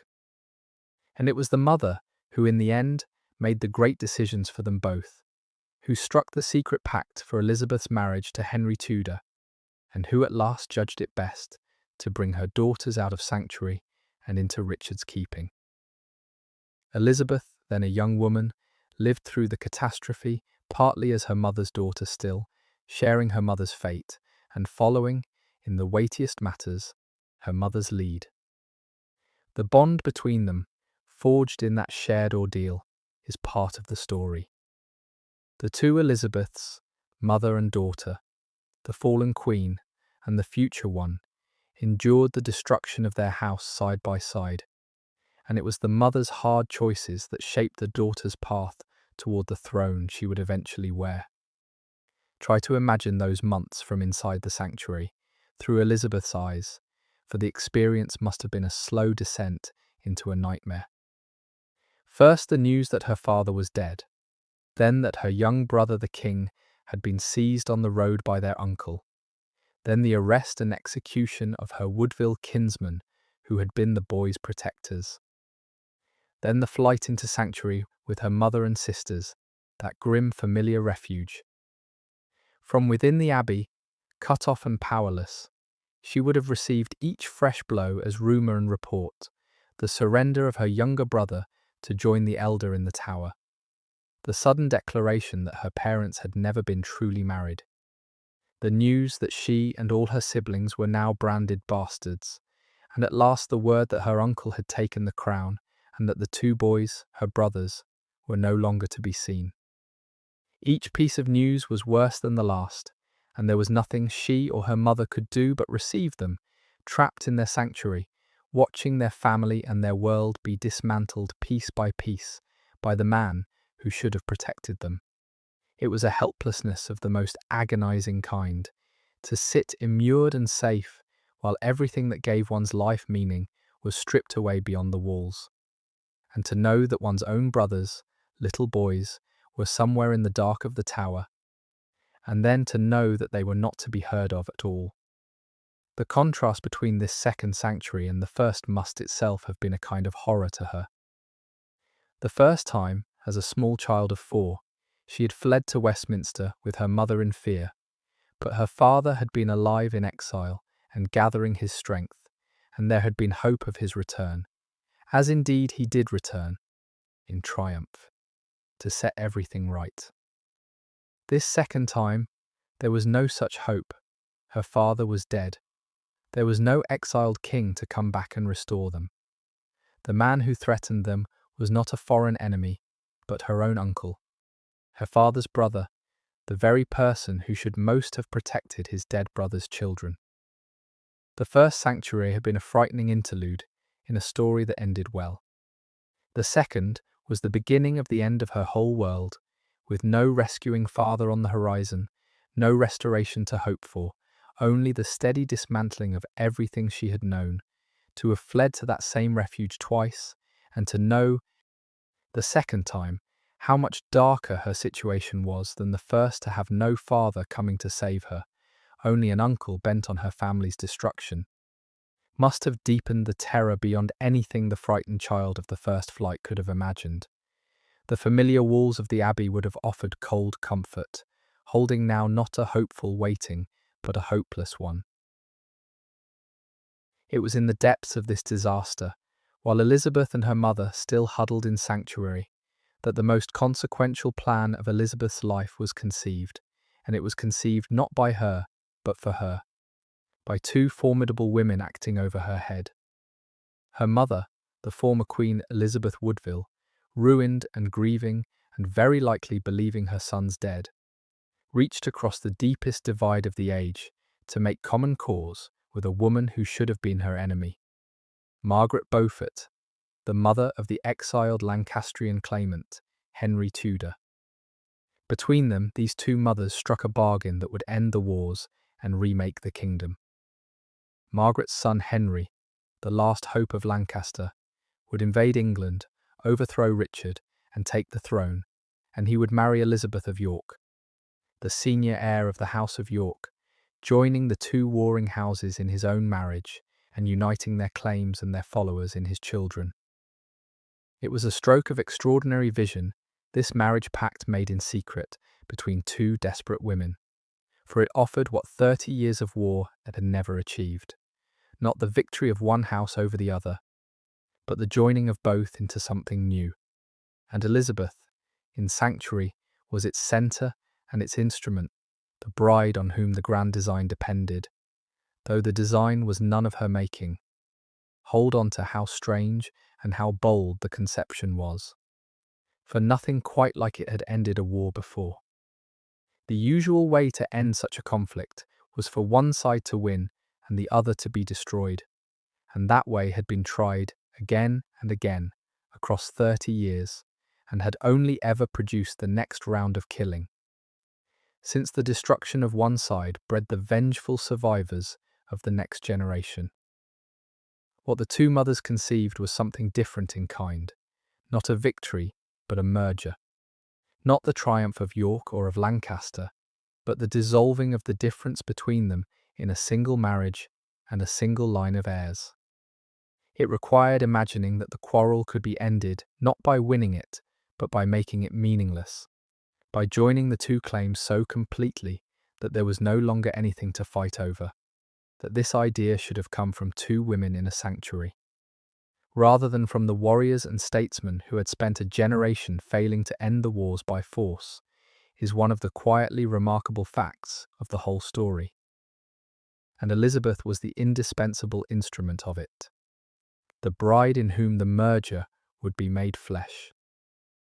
The plan was not hers, but it could not have worked without her, for she was the Yorkist heiress whose blood, joined to Henry's, would create the united line that made the whole design possible. In that sense, the peace of England rested. In the end, on the marriage made for her over her head, in the dark of the abbey, by two women who saw what the fighting men had missed. There is something extraordinary when you consider it, in the fact that the move which ended the wars was made not by the men with armies, but by two women working in secret. The men had tried for 30 years to settle the quarrel by force, and force had only bred more force, each victory demanding its revenge. What the two mothers saw, that the soldiers had not, was that a quarrel of this kind could not be won, it could only be dissolved, by joining the rival bloodlines in a single couple whose children would carry both claims and so leave neither house defeated. It is a striking thing that this insight, which had eluded a generation of warriors and statesmen, should have come from two women, generally allowed no part in the making of policy, working quietly through the only channels open to them. They had no armies and no offices. What they had was the disposal of a son and a daughter, and the wit to see what the joining of them might achieve. The men made the war. The women, in the end, made the peace. In time, the situation in sanctuary could not last forever, and Elizabeth and her sisters came at last out of the abbey, and back to the court of the very man who had destroyed their family. Richard, now securely king, gave public assurances for the safety and good treatment of his brother's daughters, and Elizabeth Woodville, after nearly a year in sanctuary, judged it better to accept them than to keep her daughters immured forever in the cramped refuge of the abbey. So Elizabeth, the disinherited princess, returned to court as a guest, or perhaps a hostage, of her uncle the king. the man who had taken her brother's crown and, very probably, their lives. It must have been an extraordinary and painful position to live in the household of the usurper, to attend upon his queen, to wear fine clothes and join the Christmas festivities at the court of the man who had done her family such harm. And it is from this strange period, when Elizabeth lived at Richard's court while secretly pledged through her mother's pact to his enemy Henry Tudor, that the darkest and most contested rumour of her life arises, a rumour that has clung to her name for 500 years and that we must handle with great care. We might pause to consider what those months at Richard's court must have demanded of Elizabeth in the way of self-command, for the position was one of almost unimaginable strain. She had to live in daily proximity to the man who had taken her brother's crown and, in all likelihood, their lives, to attend upon his queen, to join his feasts and ceremonies, to wear the fine clothes he provided, and to behave, outwardly, as a contented member of his court. And she had to do all this while secretly pledged, through her mother's pact, to the man who was even then preparing to invade and overthrow him, carrying within her a knowledge that, if revealed, might have cost her everything. It was a performance of extraordinary difficulty, sustained over many months, to mask her grief and her fear and her secret hopes behind the gracious composure expected of a princess in the household of her family's destroyer. Whatever we make of the rumours that later attached to this period, the basic fact of her situation deserves our sympathy and our respect. A young woman of perhaps 18, holding herself together with great dignity in an almost impossible position, neither openly defiant nor truly reconciled, simply enduring, with what grace she could, a daily ordeal that would have broken many. The composure she showed in those months was itself a kind of strength, the quiet courage of endurance that was, perhaps, the truest thing about her. We should try not to judge Elizabeth Woodville too harshly for the decision, for she faced a choice with no good outcome. To stay in the abbey was to condemn her daughters to an indefinite immurement, growing older with no prospects and no future. To come out was to trust, at least a little, a man she had every reason to fear. She seems to have judged that the promises she could extract, together with the secret marriage pact she had already made, offered her daughters a better chance than perpetual refuge, and perhaps, too, that resistance was simply useless, and the wiser course was to bend and wait for a better day. It was the kind of bitter accommodation that the powerless were forever forced to make in that age, swallowing their grief and their pride because defiance offered nothing but ruin. We may wince at it. The mother bringing her girls into the household of the man who had likely killed her sons.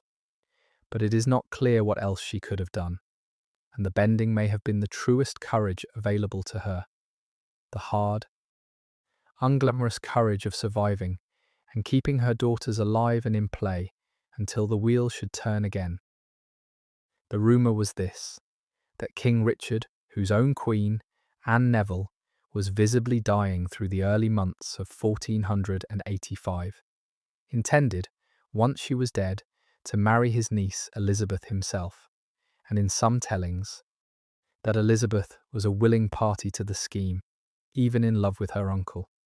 It is a lurid story, and it has been told and retold and woven into novels and plays, but it is essential to say plainly how little solid evidence there is for it. What is certain is that such a rumour did circulate at the time, that it caused a scandal, and that Richard was eventually compelled to deny it publicly, summoning the leading men of London to declare that he had never intended any such marriage. Beyond that, almost everything is doubtful. The chief supposed evidence that Elizabeth desired the match is a letter, said to have been written by her, in which she is supposed to have spoken of the king as her joy and her hope. But that letter has never been seen by any reliable witness. It survives only as a paraphrase in the work of a much later writer, whose text appears to have been tampered with by a descendant known to have forged documents. And no historian can say with confidence what, if anything, the original letter actually said. We have, in fact, walked this ground before from another direction. For the dying queen at the centre of this rumour was Anne Neville, whose own sad story ran alongside Elizabeth's in these very months. Anne was wasting away through the early part of 1485, grief-stricken at the recent death of her only son, and stricken herself by the consumption that would kill her. And as she faded, the court began to buzz with talk of whom the king might marry next. It is one of the small cruelties of history that the same rumour wounded both women at once. Anne, on her deathbed, hearing it whispered that her husband awaited her death to take a younger bride, and Elizabeth, a young woman at court, finding her own name dragged into a scandal of incest and impatience that she had not sought and could not control. Both were, in their different ways, victims of the same ugly gossip, and of the same hard fact that the marriages and deaths of royal women were matters of public calculation in which their own feelings counted for little. Whatever the truth of Richard's intentions, which we cannot know, the rumour itself was a kind of violence done to two women at the most vulnerable moments of their lives. And it is worth remembering, as we weigh it, that real people on both sides suffered from the telling of it. There is, moreover, a far more innocent explanation for whatever Elizabeth may have written in those months, and it is worth setting beside the lurid one. At exactly this time, Richard was negotiating a double marriage with the royal house of Portugal, a match for himself with a Portuguese princess, and a match for Elizabeth with a Portuguese prince.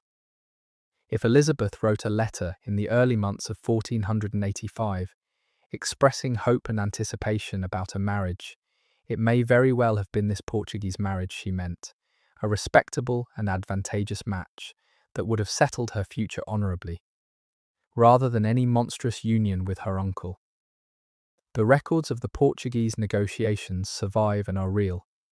The evidence for the incestuous romance is a vanished letter reported by a forger. A fair reckoning, then, must treat the story of Richard and Elizabeth as what it most likely was, a piece of malicious gossip, perhaps spread by Richard's enemies to blacken him, fastened onto the coincidence of his wife's death and his niece's presence at court, and very probably tangled up with the entirely ordinary business of the Portuguese marriage plans.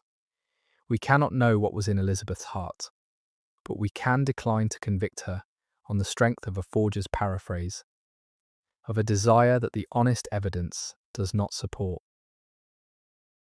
Let us be precise about the nature of the one piece of supposed evidence.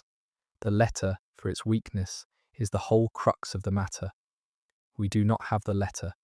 No one now living has seen it. No one in the centuries since has seen it. We have only a paraphrase, written down long after the events, by an antiquarian who claimed to have read it. And that paraphrase comes down to us in a version that appears to have been tampered with by a descendant of his who is known to have forged documents. So the chain of evidence is this: a vanished original, reported at second hand by one man, in a text corrupted by a known forger. No court would convict on such a thing. No careful historian would build an argument on it. And yet upon this gossamer thread hangs the whole lurid story of Elizabeth's supposed love for her uncle, repeated for centuries as though it were established fact. It is a striking example of how a dramatic story, once launched, can float free of the flimsiness of its evidence and become accepted truth simply by being repeated. When we set the actual evidence out plainly, a lost letter, a doubtful paraphrase, a forger's hand, the lurid tale dissolves into almost nothing, and what remains is a young woman at her uncle's court, very probably writing, if she wrote anything, about a respectable foreign marriage who has been slandered across 5 centuries on the strength of a document that may never have said what it is claimed to have said, and that no honest person can now read at all. It is worth reflecting on why the lurid version has proved so much more durable than the dull and probable one, for it tells us something about how history is made and remembered. A story of forbidden love between a king and his niece, of a dying queen and an impatient usurper and a beautiful young woman caught between them, is irresistible. It has drama, transgression, the frisson of scandal, everything that fastens a tale in the memory and tempts it into novels and plays. A story about diplomatic negotiations for a respectable Portuguese marriage has none of that. It is the kind of dry fact that no one repeats at dinner. And so, over the centuries, the lurid version flourished and the dull one withered, until the romance became the thing everyone half remembered about Elizabeth of York, and the sober truth was forgotten. This is how reputations are made and unmade across time.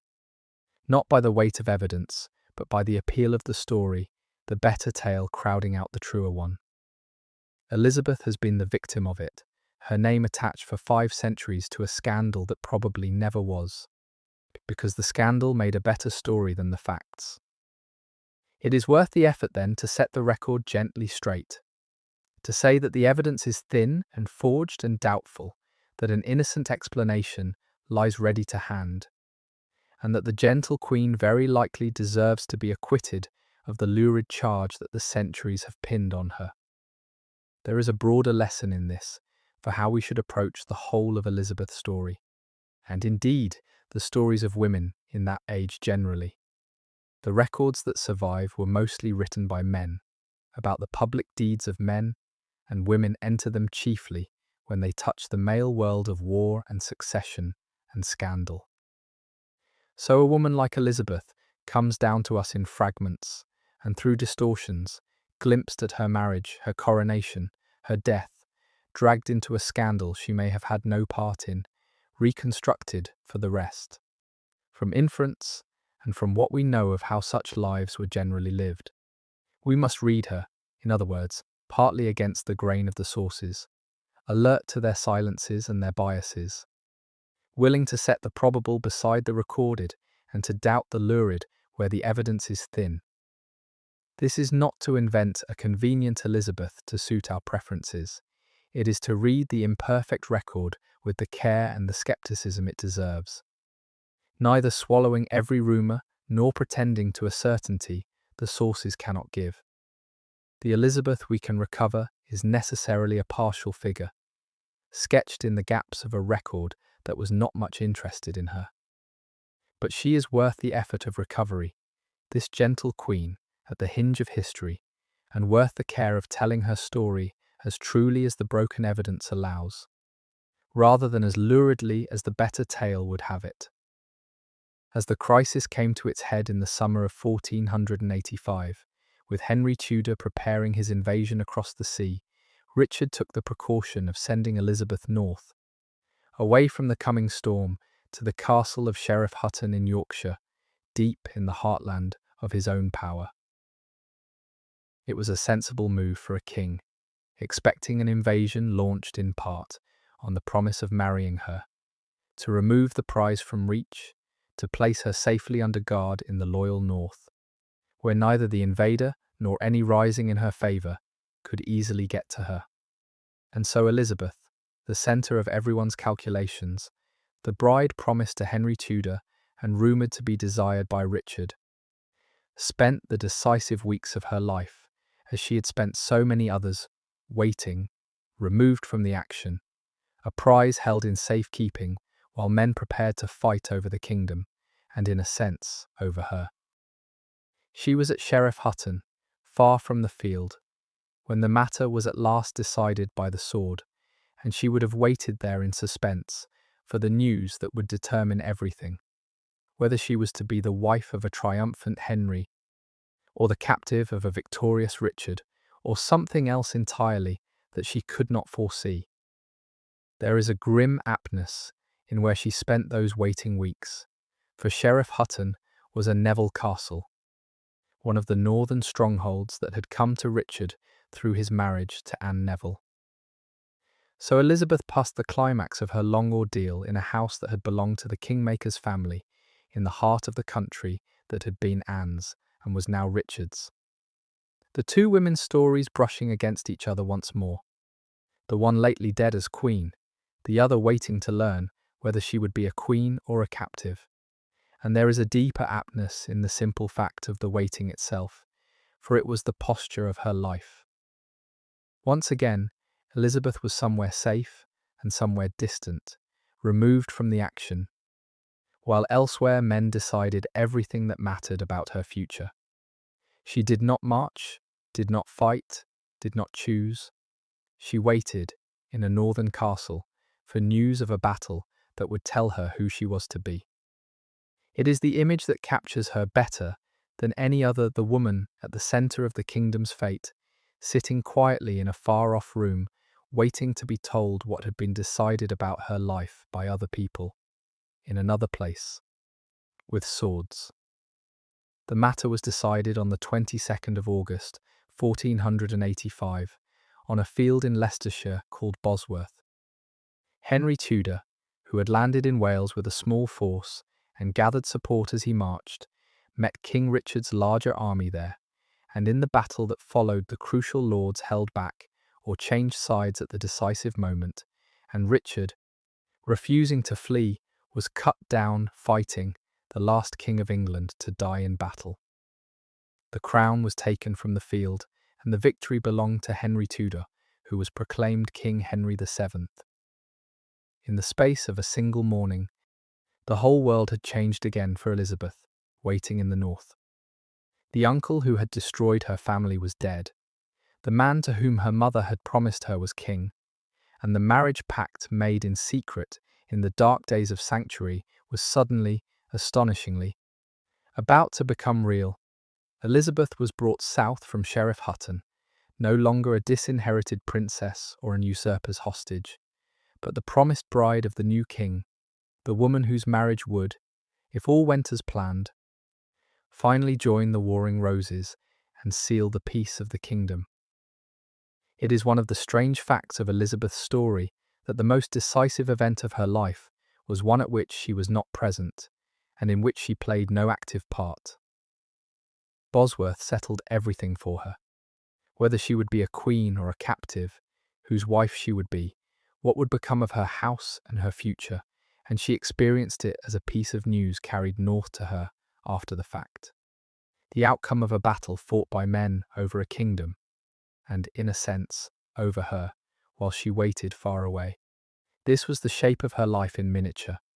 The great matters that determined her fate were decided by others elsewhere and delivered to her as accomplished facts to which she could only respond. She was the prize at Bosworth, not a player in it. The object, the battle, was partly fought to win, not an agent in the winning. And yet the outcome of that distant field would shape every remaining day of her life, would make her a queen and a wife and a mother of kings.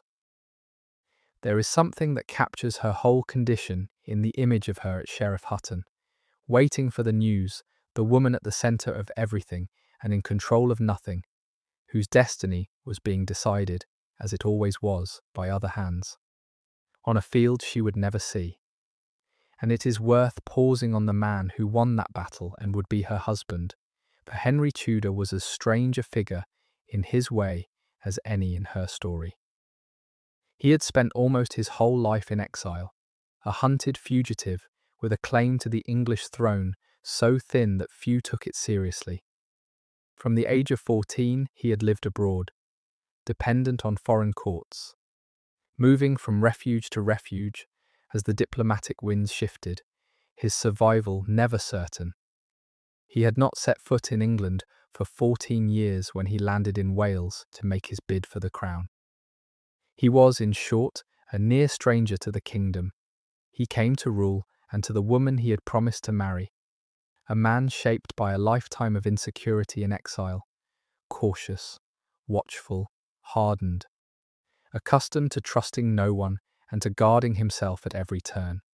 This was the husband that fortune and her mother's pact had appointed for Elizabeth.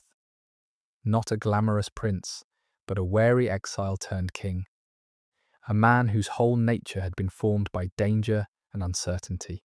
That such a marriage, begun between near strangers and founded on cold policy, should have grown into genuine affection is one of the small wonders of her story.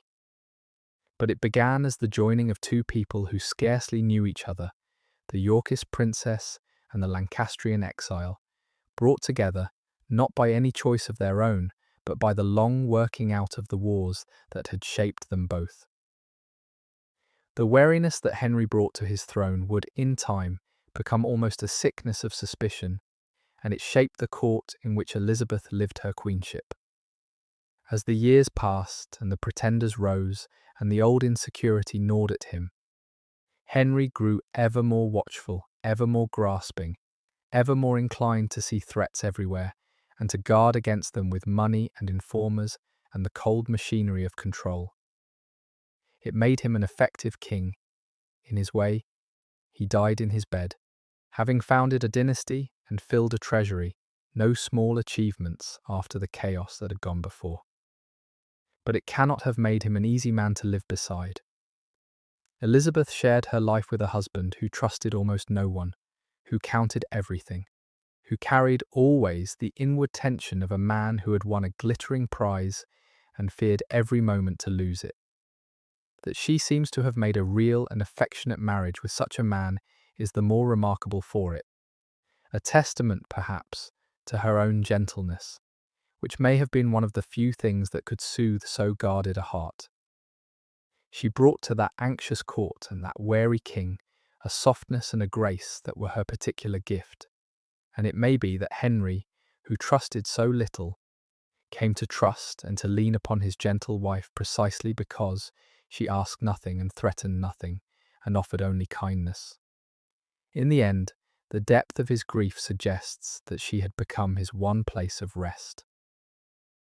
This passivity, this being acted upon, is so constant in her story that it is worth pausing to ask what we should make of it, and whether it is the whole truth of her. It would be easy to see Elizabeth as merely a victim, a pawn, a woman to whom things were done, and in the major public events of her life, that is largely what she was. Carried along by forces she could not control. But there is another way to see it, which does her more justice. Within the narrow room that her circumstances allowed, Elizabeth made choices, and they were consistent and revealing ones. She chose graciousness over bitterness, accommodation over struggle, the love of her family and people over the pursuit of power she could not have won and did not want. She chose, again and again, to meet what befell her with dignity rather than with rage or despair. She chose to be good, warm, charitable, devoted, in a position that offered her little else to be. These were real choices, made by a real person, even if they were not the grand choices of the powerful, and they amounted, over a lifetime, to a particular and admirable way of living. Elizabeth could not choose her fate, but she could choose, and did choose, how to meet it. And the gentleness and goodness that everyone remarked in her were not mere passivity, but a kind of quiet, persistent moral achievement. There is a further point worth making here, about the sort of strength that her circumstances allowed and the sort they did not. We are accustomed to admire, in historical women, the ones who broke the mould, who wielded power, led armies, defied the expectations of their sex, made themselves felt in the public arena of men. Elizabeth did none of these things, and by that fashionable measure, she can seem a disappointment, a woman who simply accepted the narrow role assigned to her. But this is, I think, too narrow a way to value a life. Not everyone is called to defiance, and the world is held together at least as much by those who do their duty gently and well as by those who break the rules. Elizabeth's strength was of the quieter sort, the strength to endure, to keep her dignity under pressure, to be merciful in a hard age, to do faithfully the work that was given her. It is a quality that leaves few marks on the chronicles, which prefer drama to goodness, and so it is easily overlooked. But it is real strength nonetheless, and arguably the more difficult kind, for it must sustain itself without the consolations of glory or the satisfactions of the fight. To bear a constrained life with grace, year after year, asking nothing for oneself, is its own quiet heroism, and it was the heroism that Elizabeth, by every sign, possessed in full extemporaneous. For Elizabeth, waiting at Sheriff Hutton, the news of Bosworth must have arrived as the strangest of deliverances, freighted with feelings almost too tangled to name. The man who came to the throne was the one her mother had promised her to, the deliverer who would make her a queen and restore her house. And yet he came to power over the body of her uncle, in a battle that was the latest convulsion of the wars that had destroyed her family. She can have felt no simple joy. There was relief, surely, that the long suspense was over and that the pact had held. There was the prospect, suddenly real, of becoming Queen of England. There was perhaps a grim satisfaction that the man who had taken her brother's crown was dead. But there was also the knowledge that her own deliverance rested, as everything in her life had rested, on bloodshed and the deaths of men, and that she was passing now from being the prize one king had guarded to being the prize another king had won. She had not chosen Henry Tudor any more than she had chosen anything else that had befallen her. The choice had been made for her, years before, by her mother in the dark of sanctuary. Now the wheel had turned once more, and delivered her to her promised destiny, and she could only go to meet it, as she had met everything else, with what grace and composure she could summon. But Henry Tudor, for all that he had promised to marry her, was in no hurry to do so, and the reason why tells us much about the man and about the delicate position Elizabeth occupied. Henry's claim to the throne was, in truth, very weak, a thin thread of descent through his mother's line, much of it of doubtful legitimacy. Elizabeth's claim, as the senior heir of the House of York, was in strict blood terms far stronger than his, and Henry was determined, above all things, that he should reign as king in his own right, by conquest and by his own title, and not merely as the husband of the true heiress, lest he be seen as a mere consort holding the crown on his wife's behalf, to be set aside if she died. So he had himself crowned first, alone, claiming the throne by his own right and by the judgment of battle, before there was any talk of the marriage. Only when his own kingship was established beyond question did he turn to fulfilling his promise to wed Elizabeth. It was a calculated and a slightly cold beginning to their union, and it set the pattern for the curious balance of their marriage, that Elizabeth, who carried the stronger blood claim, would always be carefully kept in the position of the king's wife rather than the source of his crown. What lay behind that caution was the whole shape of the man's life, and it is worth understanding. Henry had spent half his years as a hunted exile, his claim treated by most as a fantasy, his survival dependent on the charity and the calculation of others. He had come to the throne by the narrowest of chances, and he never afterward lost the wariness of a man who knew how easily it might all be taken away. Everything in his reign would be marked by that wariness. The carefulness with money, the network of informers, the slow, patient, suspicious securing of his hold on power. His refusal to let his crown be seen as his wife's gift was of a piece with all the rest. The instinct of a man who trusted nothing, who guarded every advantage, who would take no chance, however small, of weakening his grip. It made him a cold beginning to a husband. But it is fair to remember that the coldness was not aimed at Elizabeth in particular. It was simply the temper of a man shaped by a lifetime of danger, who had learned in a hard school to give nothing away that he did not have to. Before the marriage could take place, one piece of legal business had to be undone. Elizabeth had been declared illegitimate by Richard's Parliament, her parents' marriage ruled void, and Henry could hardly marry and make his queen a woman who was officially a bastard with no royal standing. So the act that had bastardized her, the measure called titulus regius, was repealed by Henry's first parliament, and repealed pointedly without being read aloud or rehearsed. The king ordering it expunged and destroyed so thoroughly that its very text was nearly lost to history. At a stroke, Elizabeth was restored to legitimacy, made once more the true-born daughter of Edward IV and a princess of the blood. It was necessary for the marriage, and necessary for the dignity of the Queen Henry meant to make her. But it carried a quiet irony, for in restoring Elizabeth's legitimacy, Henry also restored, by implication, the legitimacy of her vanished brothers and their superior claim, a thought that can hardly have been comfortable for a new king whose own title was so thin, and which may help explain why the fate of those brothers remained a subject he never wished to have examined too closely. The destruction of that Act of Parliament was carried out with a thoroughness that is itself revealing.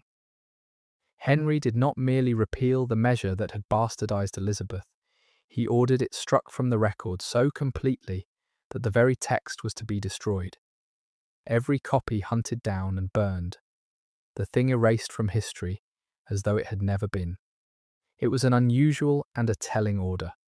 Partly it served Elizabeth's dignity, wiping away the official record of her bastardy, so that she might be queen without that shadow. But it served Henry's purposes too, and more deeply, for the act he was destroying contained the detailed case for why Edward IV's children were illegitimate, and that same case, if it were true, bore on the fate and the rights of Elizabeth's vanished brothers. The princes whose disappearance Henry had every reason not to want examined. To destroy the act was to bury the awkward questions along with it. The measure was so nearly erased that it survived in the end only by chance in a single overlooked copy found long afterward. There is something fitting in that near erasure, for it mirrors the larger silence that Henry drew over the whole dark business of the princes. The careful, deliberate looking away from questions whose answers might unsettle the foundations of his throne and his marriage alike.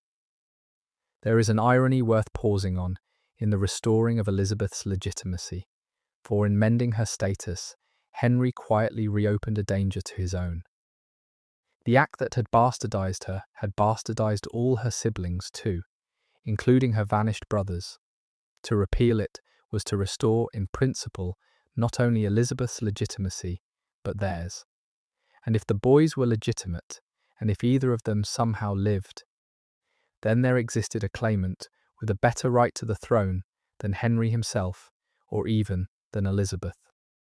This was the awkwardness that lay coiled at the heart of Henry's position, and it helps explain the peculiar care with which he handled the whole business, destroying the offending act so thoroughly, drawing a veil over the question of the princes, never permitting the matter of their fate to be examined too closely.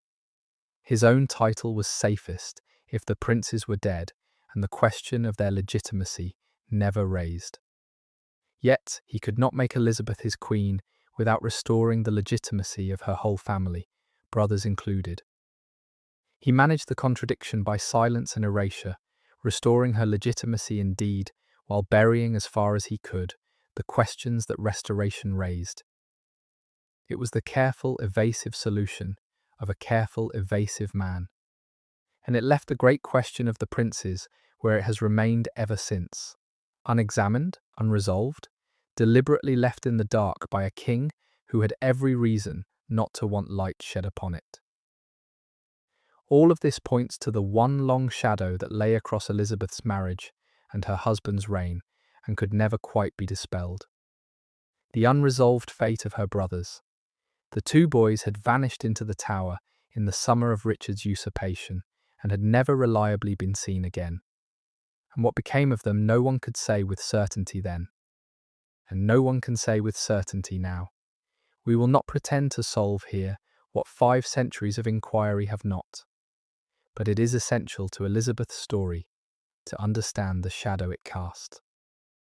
If her brothers were dead, then she was indeed the senior heir of York, and her marriage to Henry joined the rightful claims as it was meant to. But if either boy somehow lived, or if men chose to believe they lived, then there were claimants with a better right than either Henry or Elizabeth, and the settlement was in danger. Henry's reign would indeed be troubled by pretenders claiming to be one or other of the vanished princes. Men who gathered support precisely because the boy's fate was unknown, and their survival could be imagined.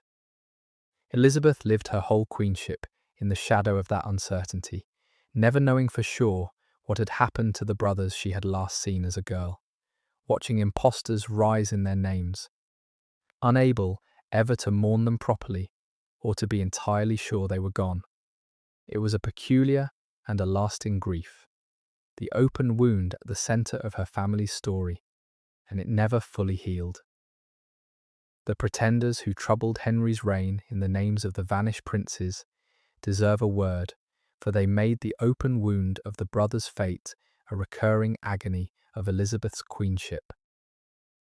Twice during her years as queen, men arose, claiming to be one of her lost brothers, or claiming the throne in the name of the House of York, and gathered real support, threatening the dynasty and reviving each time the unbearable question of what had truly become of the boys in the tower. The most serious of these, a young man who claimed to be Elizabeth's younger brother Richard, miraculously escaped from the tower, troubled the kingdom for years, drawing the backing of foreign powers and Yorkist malcontents before he was at last defeated and put to death. We cannot know what Elizabeth felt as these claimants rose in her brothers' names. We cannot know whether some part of her wondered or hoped that one of them might truly be the brother she had lost, or whether she knew, somehow, that her brothers were dead, and grieved to see impostors trade upon their memory and her grief. The records do not tell us, and perhaps it is as well, but it is hard to imagine the strain of it, to be the queen, the wife of the king, these pretenders sought to overthrow, and at the same time, the sister of the boys, whose names they claimed, caught between her husband's throne and her brother's ghosts. The fate of the princes was not a settled grief she could lay to rest, but a wound reopened again and again throughout her reign, by every impostor who rose to claim their place. There is a final bitterness in this that is worth naming, the bitterness of a grief that could never be allowed to become simple. Most people who lose a brother may at least mourn him cleanly, may know he is gone and grieve and slowly heal. Elizabeth was denied even that. She never knew for certain that her brothers were dead, and so could never fully mourn them. And the doubt that might in other circumstances have been a thread of hope was, for her, only another torment. Because any hope that a brother lived was a hope for the overthrow of her own husband and sons. Her grief could not resolve into either mourning or hope.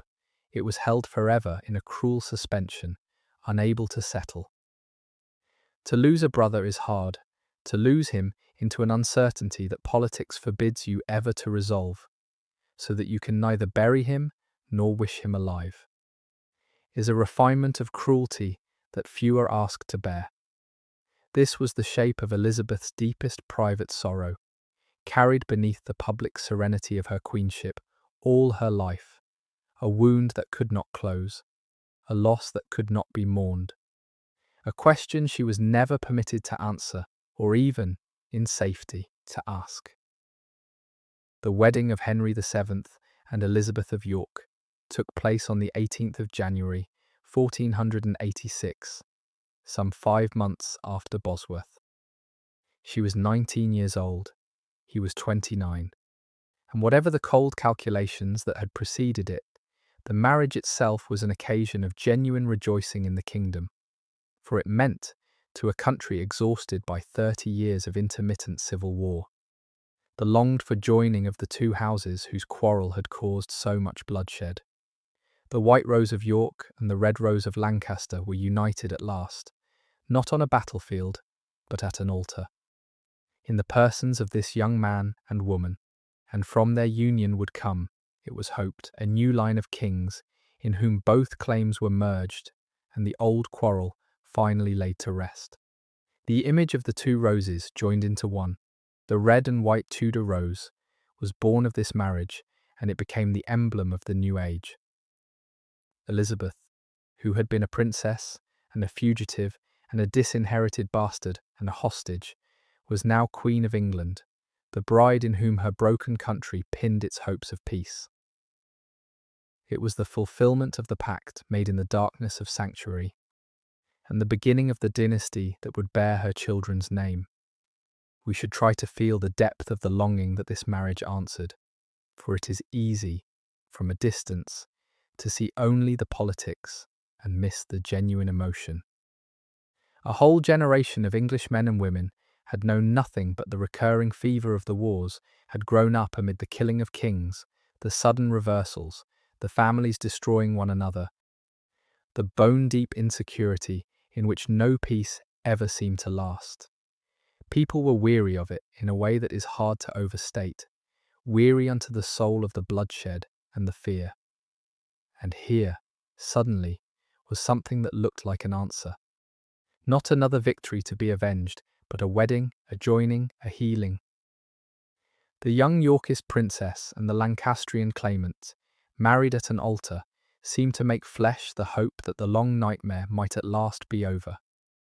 That is why the image of the joined roses took such hold, and why Elizabeth was so beloved. She was the visible promise of peace, the bride in whom a battered country allowed itself to believe that the worst was finally behind it. Whatever the cold calculations of her husband, to the weary people of England, she was something close to a deliverance. Yet, for all that she was now queen, Elizabeth was not crowned, and the delay in her coronation reveals the curious and constrained nature of her queenship. She was married in January, but she would not be crowned and anointed as queen until November of the following year. 1487, nearly 2 years later, and only after she had done the one thing that truly mattered to the new dynasty, born a son. Her first child, a boy, was born in September of 1486, some 8 months after the wedding, and named Arthur in a deliberate evocation of the legendary British king, a name chosen to wrap the new dynasty in the glamour of ancient legend. Only after Arthur was safely born, the Tudor succession assured in a male heir, did Henry proceed to have his wife crowned. The message was unmistakable, even if never spoken. Elizabeth's value to the regime lay above all in her womb, in her power to give the new dynasty heirs, in whom the Yorkist and Lancastrian bloodlines were joined. She was crowned at last in a magnificent ceremony, a true and anointed queen. But the long wait for it, and the way it followed rather than preceded the birth of her son, quietly marked the limits of her position. The contrast with her mother-in-law's position throws the nature of Elizabeth's queenship into sharp relief. Margaret Beaufort, who was not a queen at all, wielded the real influence at that court. Elizabeth, who was the anointed queen, wielded comparatively little. The crown that Elizabeth wore was real and sacred, conferred in the holy rite of coronation, and it gave her honour and precedence and the love of the people. But it did not give her the kind of grip on affairs that Margaret's force of will and her son's trust gave Margaret. Elizabeth's queenship was, in this sense, a queenship of dignity rather than of authority. She was the embodiment of the monarchy's grace and continuity, the mother of its heirs, the gracious face it showed the people, rather than a wielder of its strength. For some queens, this would have been a bitter frustration. For Elizabeth, who had seen where the grasping after power led, it may have been something closer to a refuge. She had the part of queenship that was safe and beautiful and beloved, and she left the part that was dangerous and hard to the formidable old woman who wanted it. It was, perhaps, not the worst division of the role that could have been arranged. For a woman who had learned young how much the pursuit of power could cost. The 8 months between the wedding and the birth of Arthur have drawn the eye of historians for a small reason that is worth noting plainly and without prurience. That case in Poimpey, the child was born sooner after the marriage than a full term would strictly allow. Whether the boy came early, as first children sometimes do, or whether the couple had anticipated their vows in the certainty that the marriage was coming, no one can say, and it scarcely matters. What matters is that the marriage was clearly consummated promptly, and that Elizabeth conceived at once, doing without delay the central thing the dynasty required of her, which was to produce an heir in whom the two bloodlines were joined. The speed of it, whatever its explanation, served the regime's deepest need. A new dynasty with a thin claim needed above all to demonstrate that it would continue, that there would be a next generation, that the joining of the roses had borne fruit. Elizabeth provided that demonstration within a year of her wedding, giving Henry a son and giving the kingdom the living proof that the new order would endure. It was, in the cold reckoning of the dynasty, the most important thing she would ever do. And she did it at once. The choice of the name Arthur for that first son repays a moment's thought, for it was a deliberate and a freighted choice. In naming their heir, Arthur, Henry, and Elizabeth reached past the recent bloody history of the warring houses to the deep, legendary past of Britain, to the myth of King Arthur, the once and future king, the hero of a golden age, around whom a whole literature of British greatness had gathered. It was a piece of dynastic theatre, and a clever one. The new dynasty, with its thin and questionable claim, wrapped its heir in the glamour of ancient legend, presenting him not merely as the son of an usurper and a Yorkist princess, but as a new Arthur, the promised restorer of British glory. The living symbol of a fresh golden age dawning after the long darkness of the wars. The name announced an ambition and a hope, that this child would be the fulfillment of an old prophecy, the king under whom Britain would be great again.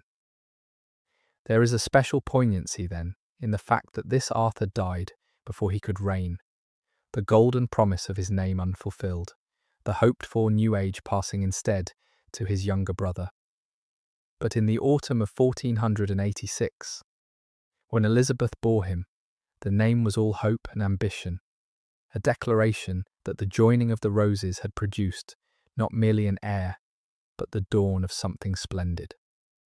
The other children, who came after Arthur across the years of her marriage, or filled the royal nursery and gave Elizabeth, one imagines, much of the ordinary joy of motherhood amid the constraints of her position. There was Margaret, the eldest daughter, lively and strong-willed. There was the second son, Henry, a big, boisterous, gifted boy, the spare who would one day be king. There was Mary, the youngest of the survivors, another daughter. Several other children were born who did not live, for infant death was as common then as the death of mothers in childbed, and Elizabeth, like most women of her age, knew the grief of burying children as well as the joy of bearing them. But the four who survived grew up around her, and the glimpses we have suggest she was a warm and attentive mother, closely involved in their care in a way not every queen troubled to be. In her children, perhaps more than anywhere else, she found the part of her life that was fully and richly her own, not a role assigned by policy or constrained by her husband's caution or overshadowed by her mother-in-law, but the simple, deep relation of a mother to the children of her body. Whatever the limits placed on her as a queen, in the nursery she was simply a mother among her children, and there, one hopes, she knew a happiness that owed nothing to the dynasty and everything to the heart. It is a warm thought to hold, amid so much that is sorrowful in her story. Elizabeth among her children in the one realm that was wholly hers. For the truth of Elizabeth's queenship was that she held the title and the dignity, but very little of the power, and the power that might have been hers was held instead by another woman, her formidable mother-in-law. Margaret Beaufort. Henry's mother was a woman of immense will and ability, who had schemed across decades and through grave danger to put her son on the throne, and who was not now inclined to step back into the shadows. At Henry's court, Margaret Beaufort occupied a position of extraordinary prominence, almost that of a second queen. She walked only a little behind Elizabeth in processions, dressed in robes of nearly equal richness, signed herself with a royal flourish, and wielded a real influence over her son and his government that his gentle young wife never approached. Some observers thought the king's mother overshadowed the queen entirely. Elizabeth, by every account, did not contest this. It was not in her nature to struggle for power against the iron old woman who had made the dynasty, and she seems to have accepted, with a grace that was characteristic of her, the secondary place that was left to her. She was the queen, honoured and beloved, but the power behind the throne, such as a woman might hold, belonged to her mother-in-law, and Elizabeth lived her royal life in that long shadow. We have, of course, met Margaret Beaufort before, from her own side of the story, and it is worth holding the two views of her together. From Margaret's vantage, her prominence at her son's court was the hard-won reward of a lifetime's devotion and danger. She had schemed and risked everything across decades to put Henry on the throne, and the influence she wielded was no usurpation, but the just due of the woman who had made the king. From Elizabeth's side, that same prominence was the thing that overshadowed her own queenship, the older woman occupying the space that might have been the young queen's. Both views are true, and the relationship between the two women must have held both truths at once: gratitude and constraint, respect and rivalry. The bond of shared womanhood at a court of men and the friction of two women's claims to a single sphere. That they kept the peace between them, year after year, was an achievement of both, but perhaps especially of Elizabeth, whose temperament inclined her to yield where yielding kept the peace. It cannot have been simple to be the anointed queen, and yet to defer to her husband's mother, to hold the title while another held the substance. But Elizabeth seems to have understood that there was no profit in the fight, and much to lose, and to have chosen, here as everywhere, the path of accommodation over the path of struggle. The two women of the Tudor court, the formidable mother and the gentle wife, found a way to share the height between them, and the kingdom was the steadier for it. What is most remarkable about this arrangement is the rivalry that did not happen. Two royal women at one court, one holding the title and the other the power, the elder having every reason to guard her hard-won influence, and the younger every reason to resent being overshadowed. This was a recipe for exactly the kind of bitter female feud that courts delighted in and chroniclers loved to record. And yet there is almost no sign of it. Elizabeth and her mother-in-law seem to have coexisted year after year without open conflict, each keeping to her own sphere. Some of this was surely Margaret's formidable strength of position, which left little room for a challenge. But much of it was Elizabeth's own temperament, her gentleness, her disinclination to fight for what she did not want, her evident judgment that there were better things to do with a life than struggle for precedence with the iron old woman who had made the dynasty. It cannot always have been easy for her to be the anointed queen and yet to walk a half step behind, to hold the title while another held the substance. But she bore it, by every sign, with grace, and the peace she kept with her mother-in-law was one more quiet example of a life lived by accommodation rather than by struggle, choosing the calm of yielding over the cost of the fight. It would be easy, seeing this, to imagine Elizabeth as a weak or a defeated figure, but that would be to mistake her entirely, for her gentleness was not weakness, and her lack of political ambition was, in its way, a kind of wisdom. She had seen, in her own family, what the naked struggle for power cost, had seen her father's court torn by faction, her uncle seize a throne over the bodies of her brothers, her whole world destroyed by men grasping for the crown. She had every reason to want no part of such struggles, and to find her security and her purpose instead in the roles that were genuinely hers, as wife, as mother, as the gracious and charitable queen who softened the hard edges of her husband's careful, suspicious rule. She was, by all accounts, kind and generous and devout, beloved by the people for her gentleness, a giver of alms and a patron of good causes, a calming and beneficent presence at a court presided over by a wary king and a formidable matriarch.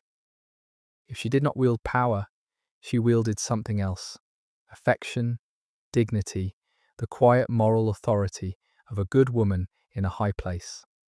And she may well have judged, out of hard experience, that this was the better and the safer part. Consider what she had learned by hard experience about the pursuit of power, and her reluctance to grasp at it looks less like timidity and more like the clearest-eyed wisdom. She had watched her father's court poisoned by the rivalries of grasping factions. She had seen her uncle reach for a crown, and in the reaching, destroy her brothers and very nearly herself.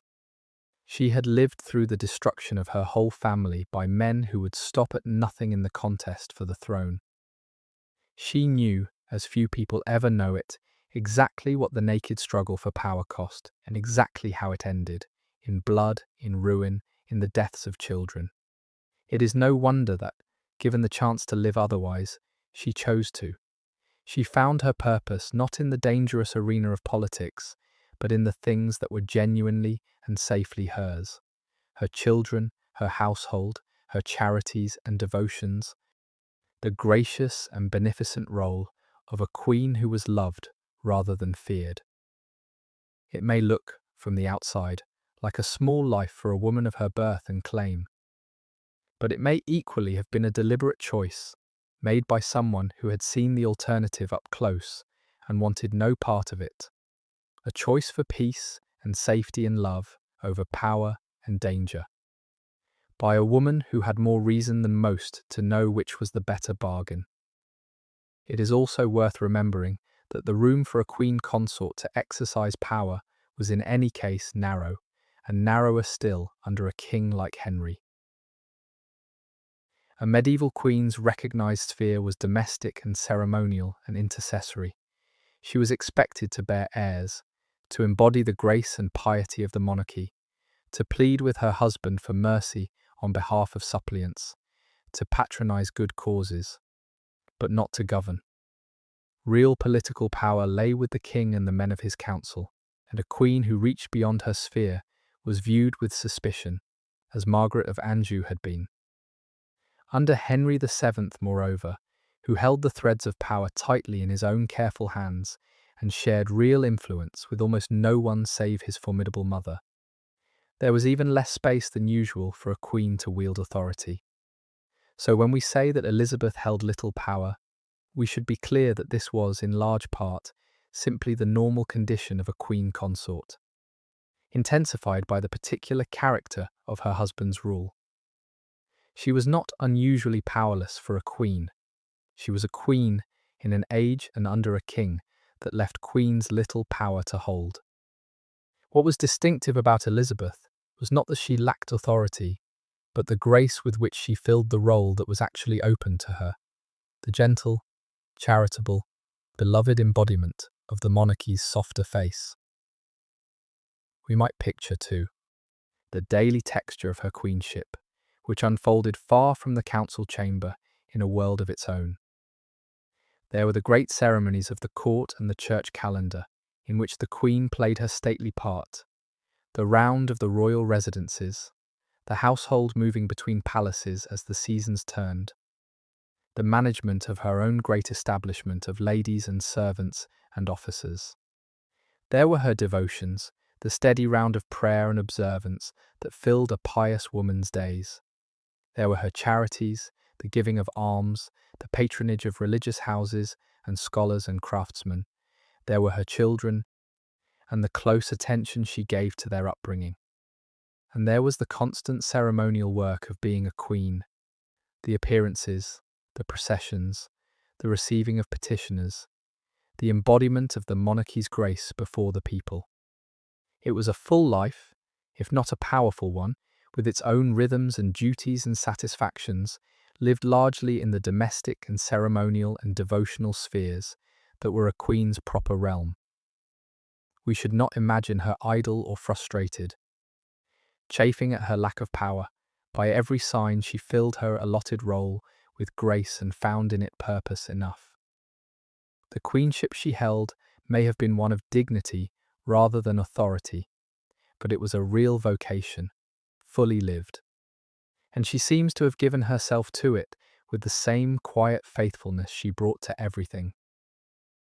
There is a particular grace, too, in the role of intercession that fell to a medieval queen, and that suited Elizabeth's gentle nature well. It was the recognised office of a queen to plead with her husband for mercy, to kneel before the king on behalf of the condemned, the disgraced, the suppliant, and to ask, as the gentle voice at his side, for clemency he might not grant unprompted. It was a role built into the very theatre of monarchy, the queen as the merciful counterweight to the king's justice, and it gave a woman of compassionate temper a real, if limited, channel for doing good. We can imagine that Elizabeth, with her kind heart and her instinct for mercy, filled this part with genuine feeling, and that more than one petitioner owed a softened sentence or a restored favour to the gentle queen's intercession. It was not power in the hard sense. She could not command, only ask. But the asking mattered, and the mercy that flowed through her made a real difference in real lives. And it was of a piece with everything else we know of her, the turning of her position, such as it was, toward kindness and the relief of others, rather than toward any aggrandizement of herself. In an age not much given to mercy, a merciful queen was no small blessing, and Elizabeth seems to have been exactly that. And there is good reason to believe that her marriage, which had begun as so cold a matter of policy, grew over the years into something genuinely warm. Henry VII was not an easy man, careful, anxious, secretive, grasping in money, hardened by his long years of exile and danger, and he was not given to displays of affection. But the evidence suggests that he and Elizabeth came to love one another, or at least to value and depend upon one another deeply, across the years of their marriage. He was, unusually for a king, faithful to her. He took no mistresses that history records, and the two of them seem to have built a real and affectionate partnership, raising their children together and supporting one another through the trials of their reign. When tragedy came, as it would, the depth of his grief would reveal the depth of what she had been to him. For now, through the years of the late 1480s and the 1490s, they lived as a royal couple, raising a growing family, and the affection between them, whatever its beginnings, appears to have been real. It is one of the quiet consolations of Elizabeth's story, so marked by loss and constraint, that in her marriage at least, she seems to have found a measure of genuine happiness. The signs of it are small but telling, the kind of details that survive almost by accident in the dry records of a royal household. There are the accounts that show the king and queen exchanging gifts, keeping company, sharing the small pleasures of their domestic life. There is the plain fact of Henry's fidelity, remarkable in a king of that age, for he kept no mistresses that the record knows of, in a time when royal mistresses were almost expected. There is the way they turned to one another in grief, each comforting the other when their eldest son died, in that scene of shared sorrow that is one of the most human things recorded of either of them. And there is, above all, the king's overwhelming collapse at her death, the grief of a man who had seemed incapable of strong feeling, which revealed in its violence how much she had come to mean to him. None of this is the stuff of romance, exactly. Theirs was not a grand passion, but something quieter and perhaps more durable. The slow growth of trust and affection and mutual dependence between two people who had been joined by policy and who made, out of that unpromising beginning, a real partnership and a real marriage. For Elizabeth, whose whole life had been shaped by forces that cared nothing for her happiness, it was no small thing to have found in the husband chosen for her by others, a man she could love and who came to love her. It was, perhaps, the one piece of good fortune, in a life with little enough of it, that came to her unlooked for and unearned. We should be wary, of course, of painting the marriage too rosily, for we are reconstructing it from fragments. And the inner truth of any marriage, let alone one 5 centuries gone, is finally beyond our reach. We do not have their letters to each other. If they wrote any that touched the heart, we do not have the private words that pass between them, the quarrels or the tendernesses, the texture of their days together. What we have are external signs, the gifts recorded in accounts, the fidelity noted by observers, the shared grief at their son's death, the king's collapse at the queen's. From these we infer affection, and the inference seems sound. But we should hold it with appropriate humility, remembering that we are guessing at the heart of a marriage from its outward traces, and that the reality, whatever it was, is lost with the two people who lived it. Maybe it was a deep and tender love. Maybe it was a fond and dutiful partnership that fell short of passion. Maybe it varied as marriages do. Across the years, we cannot know the whole of it. What we can say is that the signs that survive point, as far as they go, toward genuine warmth and mutual regard, and that this is a kinder thing to be able to say of a royal marriage than the records often allow. In a life with so little softness in it, we may let Elizabeth have that much, held lightly as the probable truth. We can glimpse, too, something of Elizabeth as a person through these years, for the records, though sparse, sketch a consistent picture. She was, by every account, gentle and kind, generous with alms and with her favour, beloved by the common people in a way that her careful, money-gathering husband never was. She took in and provided for her many sisters, helping to arrange good marriages for them, caring for the scattered remnant of her family. She was a devoted and attentive mother to her children, closely involved in their upbringing in a way not every royal mother was. She kept a household of her own, patronised scholars and craftsmen, gave generously to the church. The portrait that emerges is of a woman who poured into these private and charitable channels the warmth and energy that the political world denied her, who made of her constrained queenship a life of quiet goodness, doing what good she could in the sphere that was allowed her. It is not the stuff of high drama, this record of kindnesses and charities and family cares, but it is the substance of a genuinely admirable life, and it explains the deep affection in which she was held both by her own family and by the people of England. She could not rule, but she could be good, and by every sign she was goodness.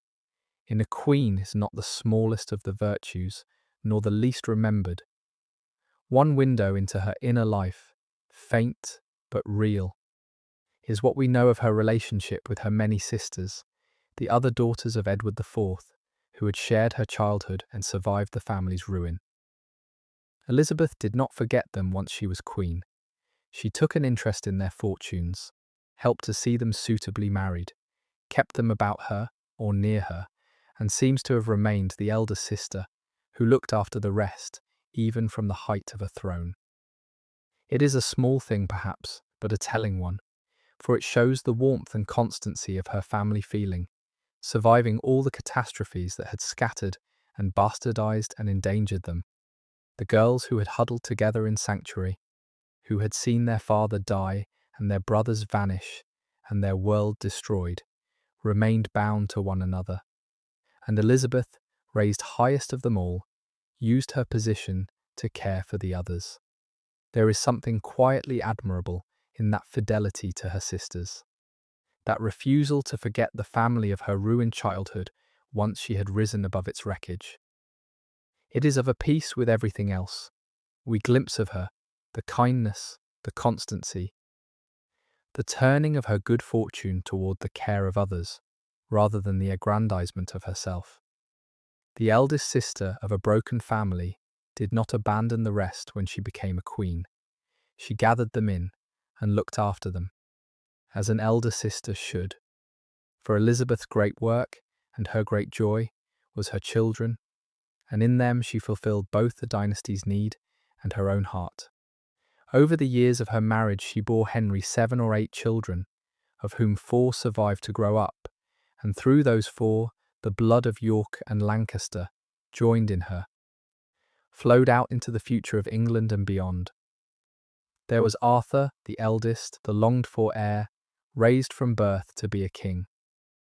There was Margaret, who would be married to the King of Scots, and become, in time, the ancestress through whom the crowns of England and Scotland would one day be joined. There was a second son, Henry, a boisterous and gifted boy, not at first expected to rule, who would nonetheless become one of the most famous and formidable kings in all of English history. And there was Mary, the youngest survivor, who would be briefly Queen of France. In her children, Elizabeth was extraordinarily consequential, far more so than in any exercise of power during her life. For the whole future Tudor dynasty, and much of the history of Britain, descended from the children she bore.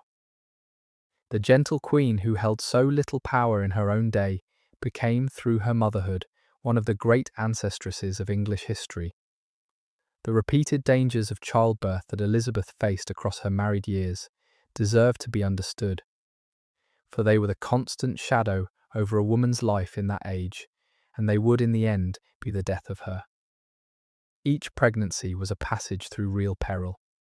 Childbirth was among the commonest causes of death for women of every rank, and no wealth or status could much reduce the danger. The medicine of the age had little to offer against the hemorrhage or the infection that so often followed a birth. A queen in her curtained chamber, attended by the finest physicians and midwives the kingdom could provide, was scarcely safer than a peasant woman in her cottage when things went wrong. Elizabeth went down into that valley 7 or 8 times across her marriage, bearing child after child for the dynasty's sake. And each time she emerged, she had survived a real brush with death.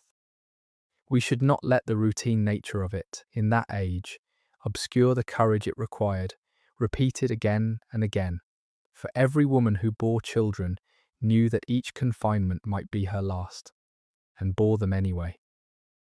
Elizabeth's whole role as queen rested on this perilous labour, the bearing of the heirs in whom the dynasty's future lay.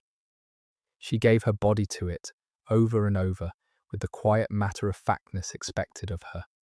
And in the end, fittingly and terribly, it was this, the very work that had defined her usefulness, that killed her in the last of her many passages through the shadowed valley. There is a remarkable thought to sit with here, about where real influence is to be found. Elizabeth held no power in her lifetime, in the sense the word usually carries. She commanded no armies, shaped no policy, sat in no council, and yet through the bodies of her children she shaped the future of her country more profoundly than nearly any minister or general of her age. The decisions of statesmen passed and were undone. The children she bore became the line of kings. It is one of the quiet ironies of how history works, that the woman who was allowed no part in the wielding of power should, through the oldest and least regarded of women's work, the bearing and raising of children, prove the most consequential figure of her generation. The men who held the power in her day are half forgotten. The dynasty that flowed from her womb gave England some of its most famous monarchs and reigns through her descendants over much of the world's history. She was a fountainhead disguised as a footnote, and the disguise has fooled nearly everyone, very nearly ever since. We should say plainly too, what Elizabeth's life was not, so as to value rightly what it was. It was not a life of power, or of public achievement, or of the kind of dramatic agency that fills the chronicles and the histories. She commanded nothing, decided nothing of state, left no mark on policy or law. By the measures we usually apply to historical importance, she might seem almost a cipher, a queen who was acted upon far more than she acted, whose chief recorded deeds were to be born, to marry, to bear children, and to die. And yet to measure her by those standards alone is to miss what was genuinely remarkable in her and genuinely consequential. For through the things that look passive, the marrying and the bearing of children, she accomplished what no soldier or statesman of her age accomplished, the ending of the wars and the founding of a line of kings that would shape her country for over a century. Her significance was real, even immense. It simply took a form that our usual histories, fixed on the deeds of the powerful, are poorly equipped to see. She reminds us that the great turnings of history are not always the work of the people who hold the power and make the noise, and that a gentle woman who held no office and led no army could, simply by being who she was and bearing the children she bore, change the course of a nation. It is a different kind of greatness, quiet and easily overlooked, but it is greatness all the same, and it is worth setting her for a moment beside the other women whose lives we have followed through these same wars. For she belongs among them and completes their story. There was Margaret of Anjou, the fierce Lancastrian queen, broken by the death of her son. There was Elizabeth Woodville, her own mother, raised to a throne and then plunged into ruin, who lost her sons to the Tower. There was Anne Neville, the kingmaker's daughter, married from one side to the other and dead a queen at 28. There was Margaret Beaufort, who schemed across decades to make her son a king and then stood, formidable, beside the throne she had won him. These were the women of the Wars of the Roses, each shaped and most of them scarred by the endless conflict, each used or struck at or carried up and down by the bitter struggle for the crown. And Elizabeth of York stands at the end of their line, the one in whom the whole bloody story finally resolved, the daughter of one of these women, the daughter-in-law of another, the niece by marriage of a third, and the one whose own marriage at last ended the wars that had broken all of them. She is the resolution of the chord that the others sounded in pain, the peace that their suffering had been building toward. In her, the slow tragedy of the women of the Roses came at last. To something like a close, what sets Elizabeth apart from the others, though, and gives her story its particular shape, is that she alone among them belongs as much to the new age as to the old. The others were the last act of a tragedy. Their stories ended, for the most part, inside the violent world that had broken them. Elizabeth's did not merely end there. She crossed over. Through her marriage and her children, she became the founding mother of the dynasty that came after, the living bridge by which the bloodline of the dying age passed into the new one being born. She was the hinge on which the whole long story turned from one era to the next. At once the final chapter of the old book and the first chapter of the new. It is what makes her the fitting close to this sequence of lives. For in her the tragedy does not simply run out into more sorrow, it is transformed, carried over, resolved into something that endures. Where the others sounded a note of pain that died away, Elizabeth resolved the chord, and the resolution outlasted her by centuries, the gentle woman in whom a generation of suffering found at the last, not merely another victim, but an end and a new beginning. The blow that broke the happiness of those years fell in the spring of 1502, and it came from the quarter Elizabeth would have least expected and least been able to bear. Her eldest son, Arthur, the heir to the throne, the boy on whom the future of the dynasty rested, had been married only months before to a Spanish princess, Catherine of Aragon, in a magnificent match that crowned his father's diplomacy. The young couple had been sent to the Welsh marches to keep their court as the heir and his bride. And there, suddenly, in April of 1502, Arthur sickened and died, not yet 16 years old, carried off by some swift illness that no one had foreseen. The news reached his parents at Greenwich, and the account of how they received it is one of the most moving things recorded of either of them. Henry, told first, was overcome and sent for his wife. And Elizabeth, coming to comfort her grieving husband, reminded him that he was the child of his mother's prayers and the only son of his family, and that God had preserved him to be king, and that they were both still young enough to have more children. She comforted him first, and only then, returning to her own chamber, did she give way to her own grief, so completely that her attendants grew frightened and sent in turn for the king to come and comfort her.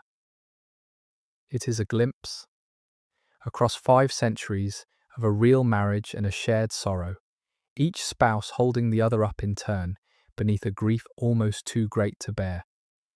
To feel the weight of Arthur's death, you have to understand what he represented, not only to the dynasty, but to the long labour of his parents' whole reign. He was the firstborn, the longed-for son who had come within a year of the wedding and made the new dynasty real. He had been given the name of the legendary British king to wrap him in glory. He had been raised from his cradle to rule, educated and groomed, and married to a great foreign princess to seal his future. Everything his parents had built was meant to flow to him and through him. He was the proof that the joining of the roses had borne fruit, the living guarantee that the Tudor line would continue, the answer to every doubt about the new and fragile dynasty. And then, in a few days, a sudden illness in the damp Welsh spring carried him off, not yet 16, and all of it, the hopes, the planning, the careful construction of a secure succession, collapsed into grief and uncertainty. For Henry and Elizabeth, it was both the most personal of losses, the death of their cherished eldest child, and the gravest of dynastic blows. For it left the future of their line resting on the single life of their second son. Few parents have ever had to feel private grief and public catastrophe so completely fused in a single death. The marriage of Arthur to Catherine of Aragon, made only months before his death, is worth a moment, for it shows how high the hopes for him had risen and how far they had to fall. Catherine was a daughter of the powerful joint monarchs of Spain, a match of the first rank, the kind of grand foreign alliance that crowned a dynasty's arrival among the great powers of Europe. To marry the Tudor heir to a Spanish princess was to announce that the new English dynasty had taken its place among the established royal houses of the continent, that the days of the usurper's thin claim were past, and the line was now secure and respectable and worth allying with. The wedding was celebrated with enormous splendour. The young couple sent off to keep their court in the Welsh marches as the heir and his bride, the future seemingly assured. And then, within months, Arthur was dead, and the brilliant Spanish marriage was a widowhood, and all the careful diplomacy that had gone into it was thrown into confusion. There is a long and consequential aftermath to this, for the widowed Catherine would in time be married to Arthur's younger brother, the second son who became Henry VIII, and the question of whether that second marriage was lawful, given the first, would one day convulse England and break it from the Church of Rome. But all of that lay far in the future. In the spring of 1502, Arthur's death was simply a calamity. The heir dead, the grand marriage ruined, the parents shattered, the dynasty's bright hope extinguished in a damp castle on the Welsh border. There is a further cruelty in the timing, which Elizabeth can hardly have missed, for Arthur's death threw the whole purpose of her life's central achievement into doubt. Her marriage had been made to join the roses and secure a lasting peace through the children who would carry both bloodlines.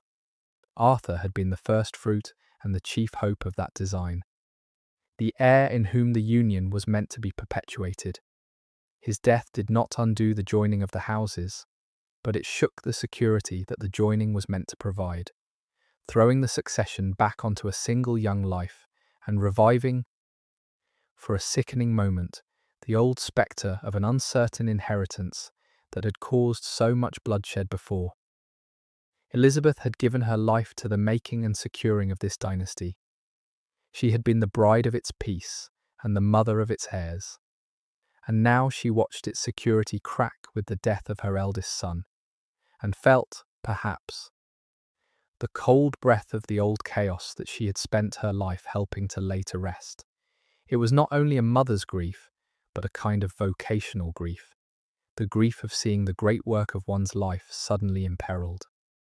And her response to it, to conceive again, to try to mend the breach with her own body, was of a piece with everything she had been. The woman who answered every crisis of the dynasty by giving more of herself to it. What moves me most about that exchange of comfort between husband and wife is what it reveals about the shape of their marriage by this late point. The mutuality of it, the turning to each other as the natural first refuge in disaster. They had been joined 16 years before as near strangers for the coldest of reasons of state. And here they were, in the worst hour of their lives, each instinctively reaching for the other, each holding the other up. The careful king and the gentle queen leaning together against a grief that neither could bear alone.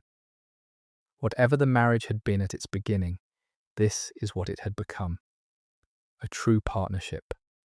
The kind in which two people are each other's first thought in calamity. It is the more touching for how unlikely it had once seemed. The arranged union of the Lancastrian exile and the Yorkist princess, begun in policy and suspicion, had grown over the years into something that could meet the death of a child with that wordless mutual turning, that instinctive sharing of the unbearable. Few things in Elizabeth's story speak so well of what her life had quietly built, out of such unpromising materials, as the simple fact that when the worst came, she and her husband faced it together. Each the other's comfort, in a marriage that had become, against all the odds of its making, a real one. In the aftermath of Arthur's death, Elizabeth made the resolution that would cost her her life. She had told her husband, in the hour of their grief, that they were still young enough to have more children, and the loss of Arthur made a new son a matter of urgent necessity, for now the whole succession rested on the single surviving boy, the young Prince Henry, and a dynasty resting on one life was a dynasty in danger. So Elizabeth, though she was now 36 and had already borne many children, conceived again in the hope of giving the kingdom another heir and so securing the future that Arthur's death had thrown into doubt. It was, in a sense, her last act of duty to the dynasty she had served all her life with her body, to risk herself once more in childbirth at an age when such things grew more dangerous, to mend the breach that her eldest son's death had opened. She would have known the risks. Every woman of that age knew that childbirth was a shadowed valley from which not all returned. But the need was real, and Elizabeth had never been one to shrink from the duty laid upon her. She conceived and carried the child through the latter part of 1502 and came to her time in the great chamber of the Tower of London at the start of the new year. There is something quietly heroic in that resolution, and quietly tragic, that deserves to be seen for what it was. It was, in a sense, the final and fullest expression of the role she had played all her life. From her wedding onward, she had been the woman whose body served the dynasty, who gave herself again and again to the bearing of the children on whom the whole future depended. Her worth to the regime had always lain, above everything, in that. And now, at the end, she gave herself to it totally, knowing the danger as only a woman who had passed through it many times could know it, and choosing it anyway. There is a grief in seeing a life reduced at its close to that single function, the Queen valued for her womb, spending herself at last in the very act that defined her usefulness. But there is dignity in it too, and a kind of courage that the age did not even think to name, because it was asked of women so routinely. Elizabeth met that final demand as she had met every other, without recorded complaint, and it cost her everything. The child, a daughter, was born at the beginning of February 1503 and named Catherine. But something went wrong. The birth or its aftermath brought on the infection or the hemorrhage that so often killed women in that age, and Elizabeth did not recover. She lingered only a few days, sinking steadily, and on the 11th of February 1503, she died in the Tower of London. It was her 37th birthday. The princess, who had been born at Westminster on a February day, had died at the Tower on the same February day. 37 years later, her life closing in a strange and sombre symmetry. The infant daughter for whom she had risked everything did not long survive her, dying within days, so that the last sacrifice was made in vain. And the woman who had been the eldest daughter of one king, the sister of an uncrowned one, the niece and rumoured object of another, the wife of a fourth, and the mother of a fifth, the woman in whom the wars of a generation had been ended and a new dynasty begun, was gone, in childbed, on her birthday, not yet old. The symmetry of those February dates is the kind that we feel ought to mean something, though it means nothing but the blind coincidence of the calendar, and yet it lends her ending a strange completeness. The circle of her life closing exactly upon itself, opened and shut on the same winter day at the same city by the river. There is a deeper desolation, though, in the futility of it all. She had gone down into the danger of childbirth for a purpose, to give the dynasty the second son it now needed, to mend with her own body the breach that Arthur's death had torn, and the purpose failed utterly. The child she bore was a daughter, not the hoped-for son, and the daughter did not live.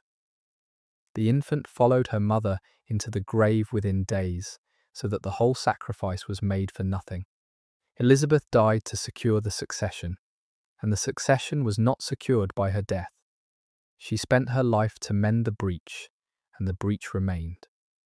It is among the bitterest aspects of her bitter ending, this sense of a final sacrifice offered up in vain, the gentle queen giving the last full measure of herself for a purpose that her death did nothing to achieve. The grief of her husband revealed, at the last, what she had been to him. Henry VII, that careful, controlled, unsentimental man, was utterly overcome by the death of his wife. He shut himself away, allowing almost no one near him, and fell into a serious illness of his own in the depth of his mourning. And it was said that when he emerged at last, his hair had turned white with grief. He never married again, though he was still a relatively young man and might have made a useful new match. A striking thing for a king to whom a second marriage might have brought alliance and advantage, and a sign, perhaps, of how deeply he had loved the gentle queen he had lost. He gave her a funeral of extraordinary magnificence, sparing none of the expense he was, in all other things, so careful of, and her body lay in state and was carried through a grieving London to Westminster Abbey. There she was laid to rest, and there, 6 years later, when his own time came, Henry was buried beside her, the two of them united in death, in the magnificent chapel he built, beneath the bronze effigies that the Italian sculptor cast of them. Where they lie together still, the transformation in Henry is one of the most affecting things in the whole record of his reign, precisely because it was so out of character. Here was a man famous for his control, his coldness, his careful, unsentimental management of everything. A king who counted his money and trusted no one and gave little of himself away, and the death of his wife simply undid him. He who had governed a kingdom could not govern his own grief. He shut the world out, fell ill, and emerged, the story goes, with his hair gone white, an old man before his time. That so guarded a heart should have broken, so completely tells us, more than any record of gifts or gestures could, how deep the bond between them had grown across their years together. The marriage that had begun as the coldest of political arrangements had become by its end the central attachment of a man who attached himself to almost nothing, and his refusal ever to marry again, though a new match might have brought him advantage, was the final testimony of it, that having lost Elizabeth, he did not wish to replace her, but lived out his remaining years a widower and was buried, when his time came, beside her. It is the one great love story of that careful king's life, and it was Elizabeth who was its object, the gentle queen who had won, in the end, the whole of a heart that gave itself so rarely. It is worth dwelling on what Elizabeth's death did to the shape of Henry's remaining years, for the king who outlived her was not the same man. The last 6 years of his reign, after she died, were darker and harder than what had gone before. He grew more suspicious, more grasping, more isolated, the careful watchfulness of his nature curdling, without her softening presence, into something closer to avarice and paranoia.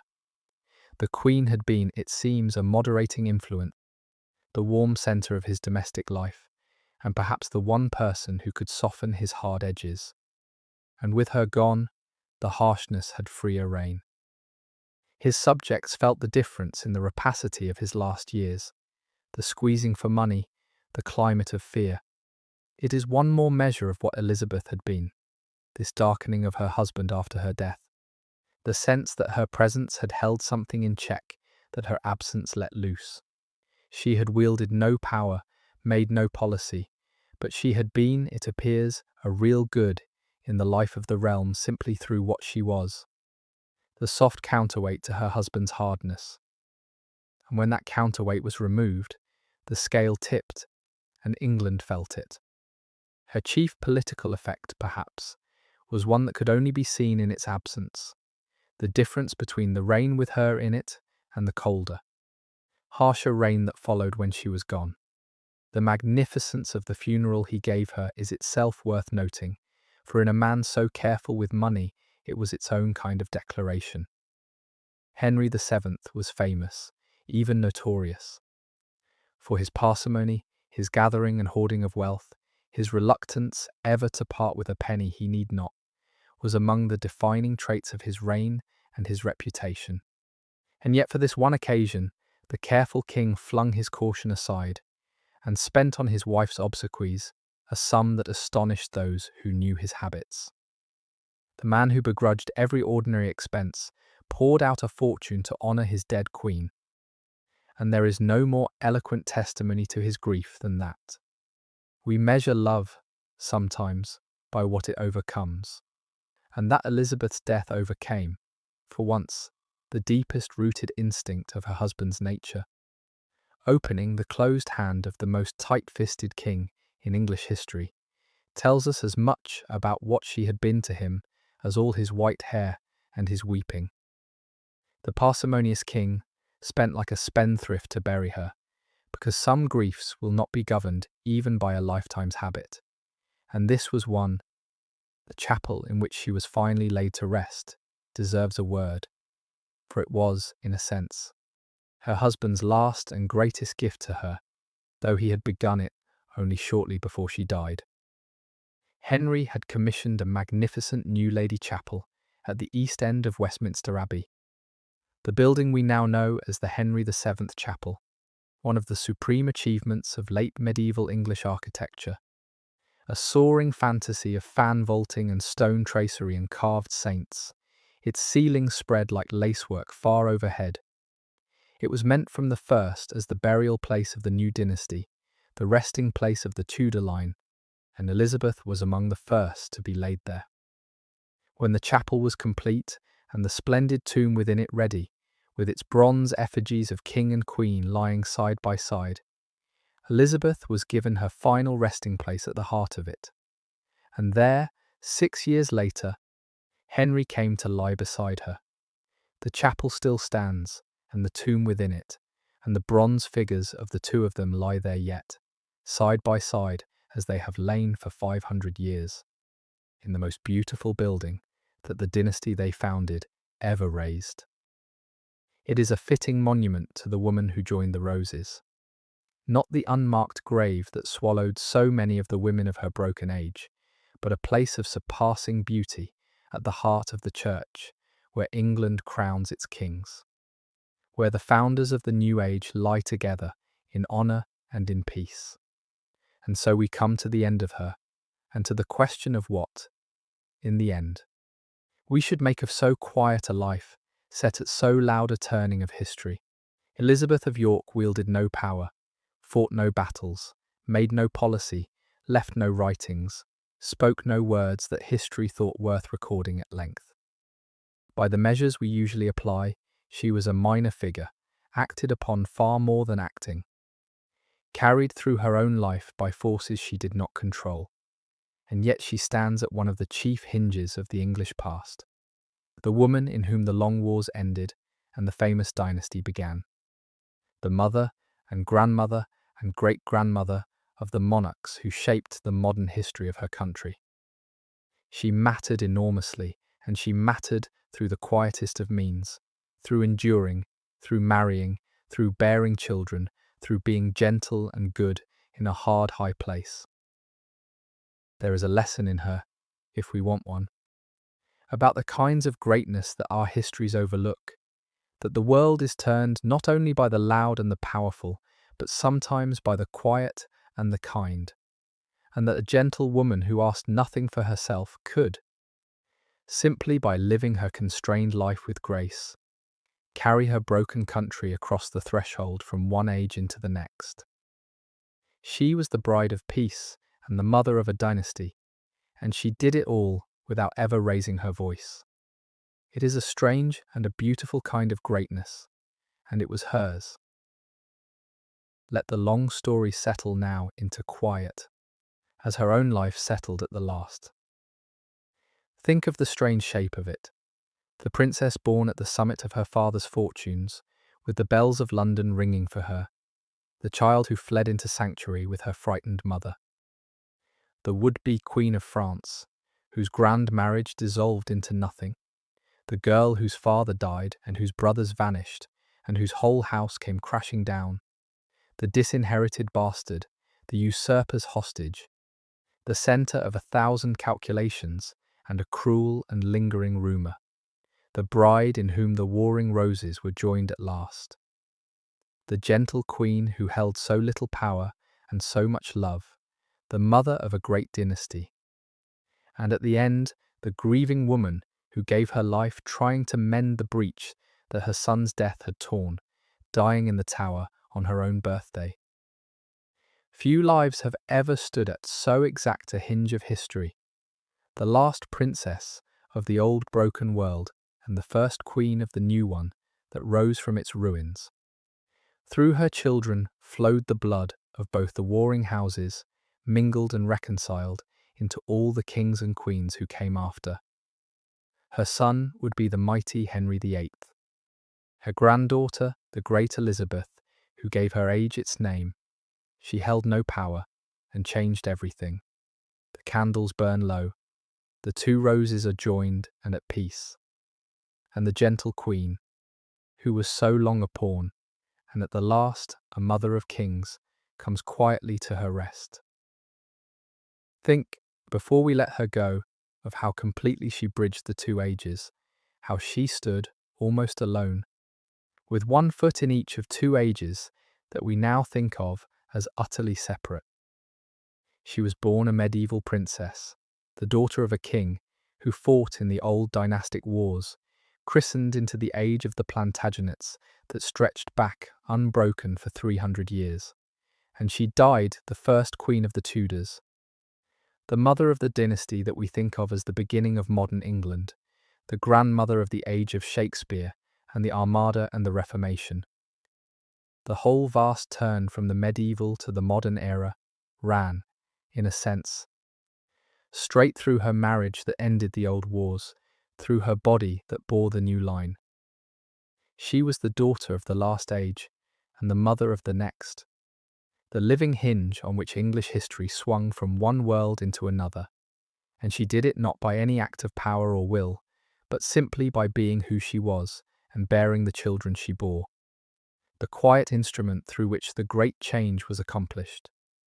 It is a strange and a fitting destiny for so gentle a woman, to have changed the world not by grasping at it, but by enduring and loving and giving life, and so carrying her broken country across the threshold from its violent past into its famous future. If these long evenings spent inside another age are something you would like to find your way back to, you are always welcome to subscribe, and the next one will come to you when it is ready. There is no hurry in any of it, it is only somewhere quiet to go at the end of the day.